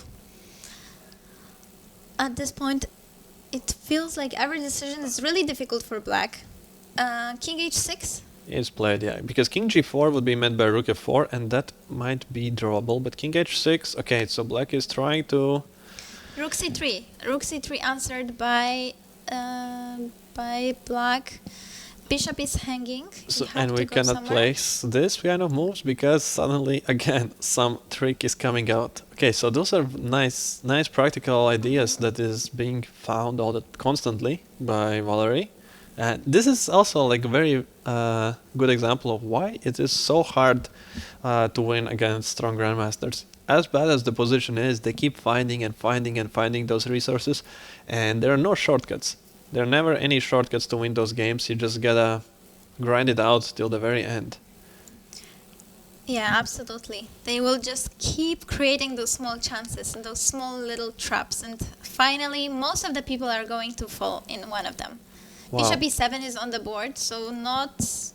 That is crazy. So his idea is that here he is already ready to go even for this kind of endgame because the pawn is too advanced. Mm-hmm. And let's say king comes, we force the bishop here, we take the second one, and then... No, but that's a draw. That is a draw already. Because black will manage with the king to d7. So wait. Did he get a draw? How do we stop it? But that was not played. I mean, rook e3 is on the board. He could have... Yeah, this is a hard decision in time trouble to make, but I think this could be a draw. Because it's very forced. There are no other options. If you take the pawn immediately, the king again gets over. But wait, g6? No, here we could go like... Or also before G6. g7, king h7. Before... Take the pawn. Take the pawn. And if King the king... h7. King h7. Oh, okay, and like this. And if you come to the other side, then you go Bishop simply f6. bishop f6 and... e5 and king h7, not g7. Although even now g7 wins as well. Okay, so this would actually be... This was winning, but now now e4 pawn is attacked, and it can not be defended, but e5 can fall as well. So it seems that this exchange of pawns on e file will happen. But already with Or the g6. very, very advanced pawn here. And so if g6, I think that you cannot take with the bishop, because isn't this winning? Sacrificing the rook and just promoting, using the fact that there are no checks. And if you try to get here, we just go bishop g5. And that would be just game over. Mm-hmm. So that means that if you want to take on e4, you gotta take with a rook. But now I again play g7, using the fact that if you go bishop d5, I'll just take, and you're forced to take and lose the control of the g8 square. So this would basically lead to position of very weird material kind of position, but it should be completely winning for white with the extra bishops still on the board. Rook against the queen, but still different color bishops, and different color bishops favor the side which is attacking. So I think this should be relatively easily breakable through. So what is g6? Is there any stop to it? Or is it game over?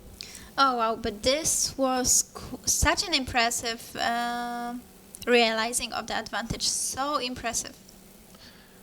Alternative to g6 is of course to take here and to play this position, which is probably still winning, and maybe humanly you sometimes want to go for it because you know, like, you have zero risk here, and like you remove the last pawn and you keep pushing. But yeah, so now he has those two options, right? Take the pawn, a bit more safe, or g6 trying to force the win. Still, I think practically from the defending, it makes a lot of sense to ask this question to your opponent, because now black had a probably losing position anyways, but at least you're giving your opponent a choice. And sometimes it might, for example, bring a person down on the clock because they are trying to choose, especially if they think, oh, maybe g6 is winning on the spot, but they are not entirely certain. There are some tricks, and they're calculating, they're going a bit lower on time, and he is going now below 1 minute, right? yeah, he's calculating. He sees it, of course. He sees those ideas, but you have multiple moves to calculate there, and something got played. He took the pawn, didn't go g6. Curious if it was winning. We don't have the engine, so we don't know if it was certainly winning. It seemed to be winning, but it's quite difficult humanly to go for that. Okay, so now they're gonna still play for a while, play some moves.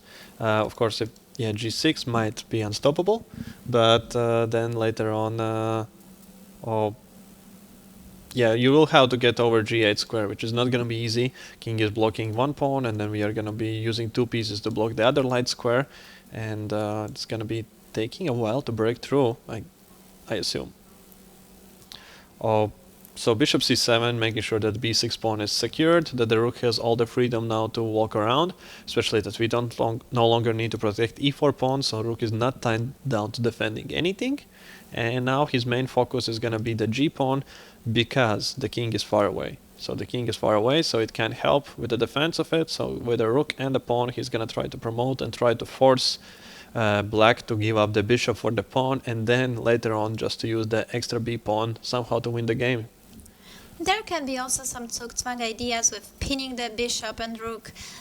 So many things, and white can play this around. So it seems we are going to have a very big upset in the first round on board number 5. most likely this is a winning position for player playing with white pieces. Hongsen Chen could create the biggest surprise of the first round, winning GM Valery Kazakowski.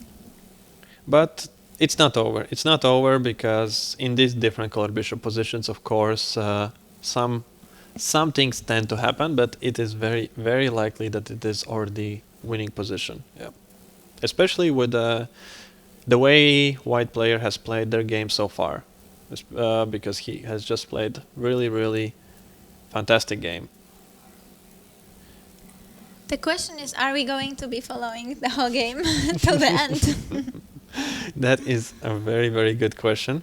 And yeah, I thought that after g6 before it would be over, but now it's very hard to say. The game could finish in few moves because the pawn will just promote, but at the same time it could be that it's not promotable so easily and that the game runs for still long. So what do you think, Anna? What is your intuition on this one? Are they going to be playing it for a super long time? Or it's going to be over? Yeah, I think it could still take a while. It's yeah,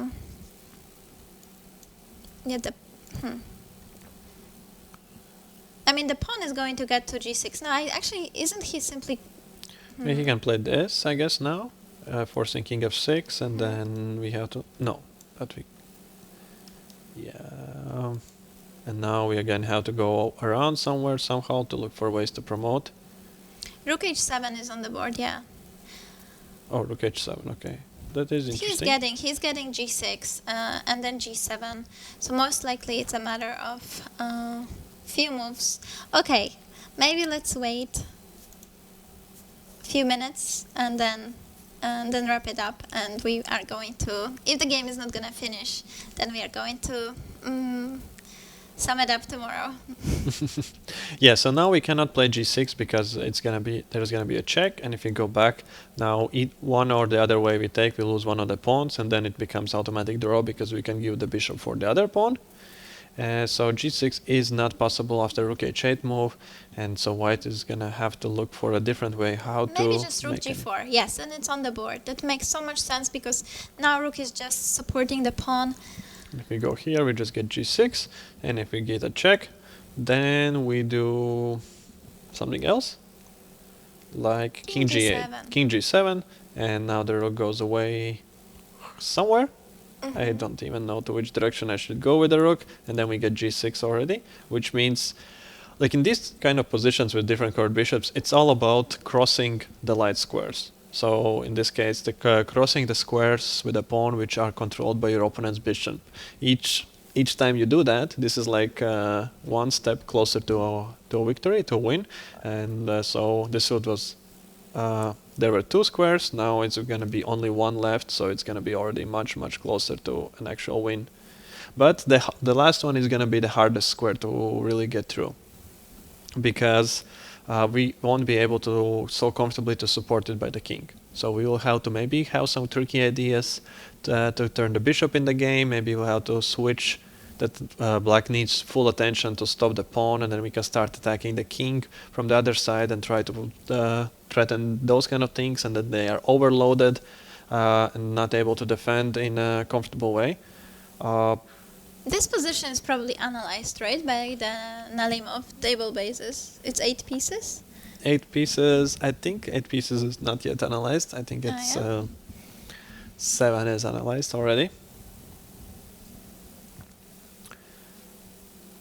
Yeah, but still, it's such a difficult position for black because white is just making moves and trying to progress, and black, every decision can be a fatal mistake, so it's just so difficult, and we are, I guess, not entirely certain if it's winning theoretically, but it should be winning in a practical game. No, I think theoretically it is winning, but maybe in a practical game, exactly, you can try to find some ideas, some blunders, you can try to find some tricks, but yeah, as I said, for now, white player doesn't give you any doubts about the fact that he might lack technique, might lack some sort of, I don't know, braveness or calculation ability to actually finish it off. But the time is passing, it's getting later in the day, and the tiredness is coming in, and even though somebody might have played the game fantastic for 5 hours, in the 6th hour he can start to play way weaker. You never know that, and it's just,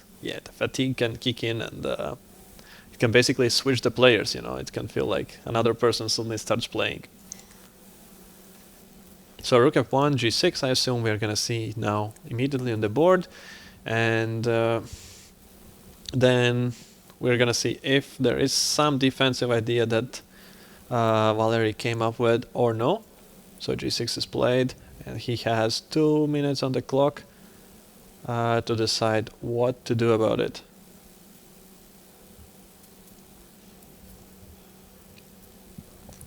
I have no idea how to try to defend it, like at all, but it's probably to do with the fact that, yeah, g7... You probably just want to give checks, right? If white king moves to the h file, you want to give a check on the h file. So he just goes bishop e1. That keeps the bishop defended by the rook. If king g8 ever, then bishop can check on a2. Also rook h1 is a light square, so it can always go there. So now we gotta have to get the pawn to g7 probably, otherwise we cannot win. And then we are starting to do all sorts of threats because of the pawn being almost a queen. Do we do that with king h8 and g7 threats, or do we just go king h6, safely king g5, g7? Probably king h6. Doesn't seem like on h8 it's realistic He went to manage. rook d4. Rook d4, okay, interesting. He is activating the rook. If we go rook g1, he goes rook d6, and he wants to use the rook to cover the f-file, to give space for the king actually in the correct side. Oh, this is a very good move. Yeah, it's really impressive. The technique by the player with white pieces, he's playing a very good game. Just doesn't give anything. So we're gonna see probably the position of this kind of sorts on the board. Rook f6, king going to f8, rook going to f6 to prevent rook f1 check, so rook is kind of hiding the king like a shield from the checks, and then that way he can push the pawn to g7. And yeah, nothing can be done. I guess, again, black needs to do some skipping move, because, I mean, there's no improvement in this position. You just gotta wait it out. You don't want to move the king. King is pretty perfect on b7. He moved the king. King c8 played in this moment. Okay, that is... Okay, it doesn't really surprising. affect too much. It could affect, because we could run into some problems with the pawn, like with the tempo, on the king being ordained some checks. Plus the bishop is more free to make some moves, because I don't think you're planning to go king d7 here. Okay, bishop e4 after rook f6. Now we are gonna probably see king f8. King f7, forcing bishop d5, and then king f8. Otherwise, we are losing the g6 pawn. Yeah, that's true. But king f7 should be played, unless he's calculating if rook b8 doesn't win, but I don't think so. Okay, another option is, like, he has played like a lot of crazy moves, so he could also consider playing some moves like bishop d4, getting the bishop from the other side, using the fact that the king is not attacking the pawn, and if king back, then like having those kind of threats. But no, he went for king f7. Now king is on f8, so we are gonna see soon pawn on g7, and this funny situation with different color bishops where all the pieces are on the dark squares for white. Black is defending on the light squares, especially keeping this g8 square. And now it's all about the g8 square. Can white push this pawn? Black is blocking one pawn, the b pawn on b7, and the g pawn on g8. And now, is there a way to break through? I mean, there certainly has to be a way, but the question is, will he find it? Okay, king b7 played. I think g7 we are gonna see also now, and then it will be the task for white to break through. Yeah, but it feels like it has to be not that hard. Just things are looking very, very, very shaky here from the defense on the last square. Yeah, g7 is on the board. And what are we going to see? Bishop a2 or something? Maybe some rook g2 or just a waiting move. What's that? I don't know. It refreshed, so this is the position. That is with 15-minute delay, I guess. Yeah, all the boards disappeared there from the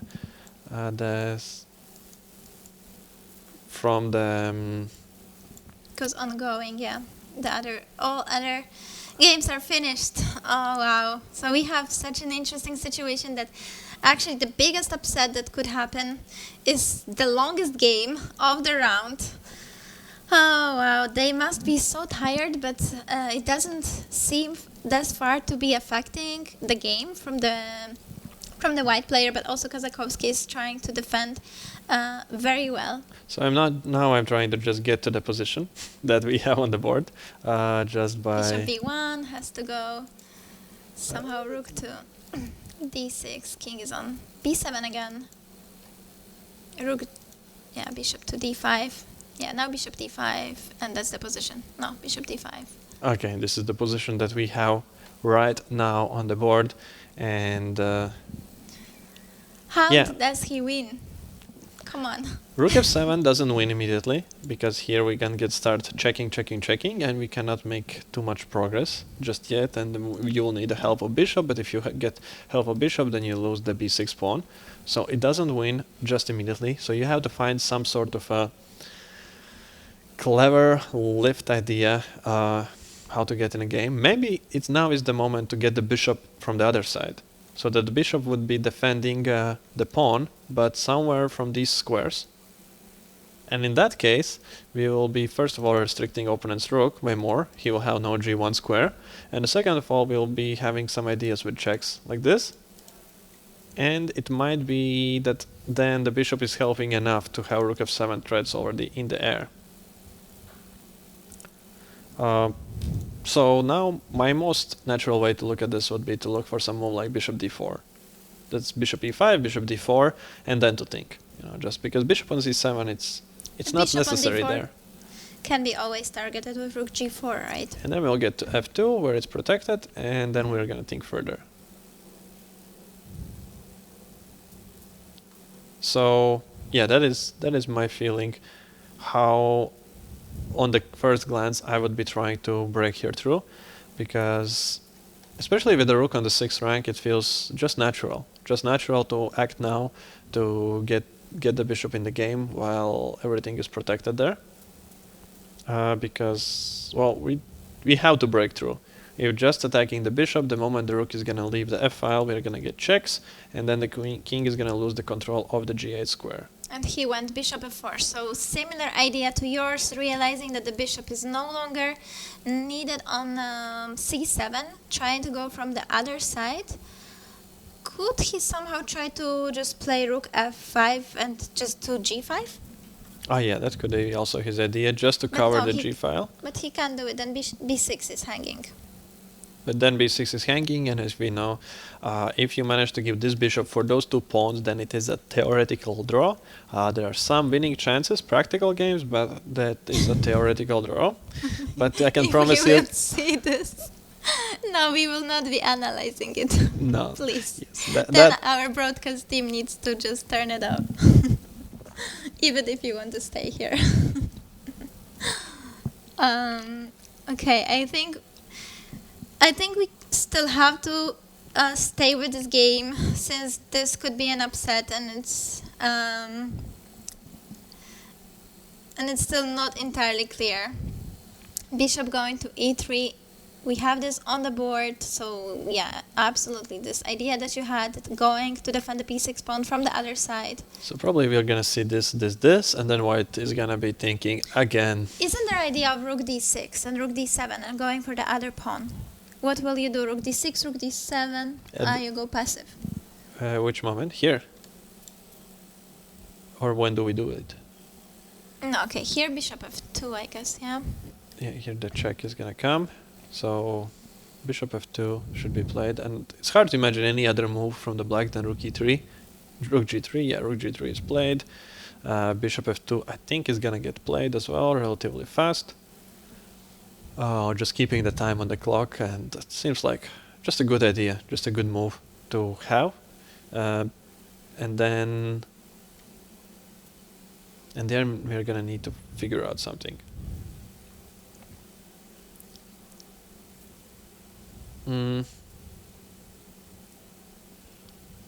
Or could he be considering now in this moment to go rook f7? Is that completely crazy? I think it could work. No, it doesn't. Okay, so the idea of mine was that you cannot take because I promote, and if you give a check, that I go king g6, and that actually, yeah, bishop g5 comes, but you can just take first, and then in the next move you give the check. So of course, then it doesn't work. It doesn't work, so we can't get fancy just yet. I have to play it normal and solid. Yeah, bishop f2 is played. This is move number 90. Wow, what a first round. And tomorrow there is a double round, starting already at 11 local time. Now it is already 10:20 in the evening, so they have to play in 12 and a half hours another game. Yeah, I don't think they're thinking about it too much right now. They are just... But I am concerned for them. They should be finishing. Okay, so he attacks the bishop. Yeah, it's probably a good move. Just asking some question again. But And also playing, I mean, you don't want to go low on time. And of course they are low on time, so he just wants to play some move, get this 30 seconds as they are getting after each move, and not go too low on time. The lower on time you are, especially with tiredness, some mistakes can happen. is he considering this and playing here? Is that an option? And if you go bishop d5, then bishop g3? Considering that you cannot take because I'm gonna promote to a queen? I think that's his idea. But can't you take on b6? Oh, you can take now on b6 and now you're not gonna get rid of it. Okay. The same. Covering on g-file doesn't seem to work because... Yeah, he went... You know what could work? Bishop c5 or some rook f1, rook g1. Because you can only go to the g-file on g1 when the bishop is still on the diagonal to defend the b6 pawn. Rook f1, rook g1, maybe it's a threat. Yeah, he played bishop c5 already. He played bishop c5, so that could be a threat indeed. You cannot attack the bishop right now, so we have to do something. And after bishop c4, you go rook f4, bishop has to move, rook f1.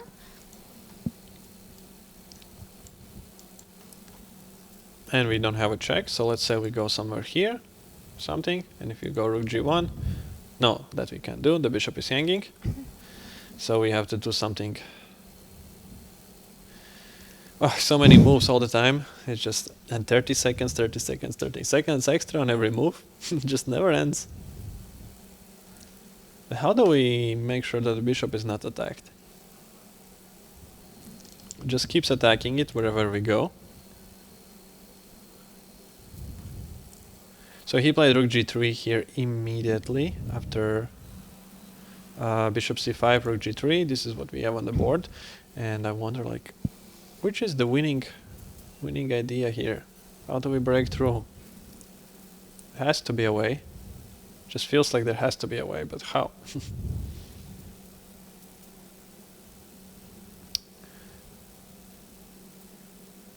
Yeah, but he's going below 1 minute. Yeah, he's not sure. He is not sure how to actually win it, win this one, and yeah, that's why he's thinking. He's looking for some ideas, some tricks, but you need some sort of trick here to actually win it. Different color bishops are so difficult. We have this very good example of a blockade on your color of your bishop, and so hard to break through. And wow, it would be so interesting if it's actually a draw. Rook f4 on the board. He's probably preparing bishop d4 and to give some freedom for the king to walk around, although I'm not sure if he can do too much with the king here. What if bishop d4, king bringing king to d6 and trying to create some mating nets? One big idea for getting the king out is that we could get rook f8. Maybe that is very tempting, because then the rook is able to do something there useful.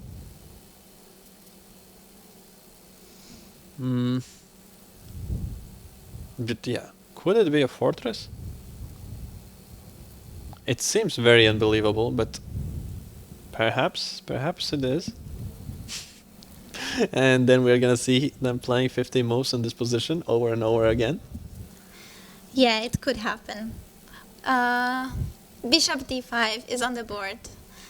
My vote would be to come back to this game tomorrow. Yeah, I agree. This seems like it might take a while. It's clear that there is no clear winning idea for the player with white pieces. He might find some tricks, some ideas. They might work, they might not work. It is very, very hard for us to say without the use of engines. But yeah, that seems like a very, very good idea. Very smart thinking, Anna. Yeah, I mean, this game can still be really long. They will both shuffle the pieces back and forth. Last move played with the pawn was 7 moves ago, g7, so there is a 50 move rule. Maybe they're going to even use it all till a draw is signed, or maybe there is not going to be a draw. We will come back to this game tomorrow and see how it developed. We'll be back for the commentary of the second round tomorrow in the morning. Round starts at 11, the broadcast a bit afterwards, so we will come back to this one and we'll cover round number 2 of Riga Technical University Open. Very exciting tournament. Players are fighting for almost 30,000 in prizes, all of the tournaments. We have 19 Grandmasters participating, 150 titled players from 38 different countries. So make sure to tune tomorrow. 2 rounds await us, and yeah, I think today was a really exciting day, a long one though, so I think it will be time to wrap it up. And this was only the first round, and it's gonna just get more and more exciting with every following round. The players will be getting closer and closer in the rating. It will mean that there will be less and less these quick wins that we saw, some of them today, and more games like this one. Yes, absolutely. So hopefully see you tomorrow. Thank you everyone for watching today, and have a nice evening or rest of the day wherever you are. Yeah, goodbye, good night everybody, and see you tomorrow.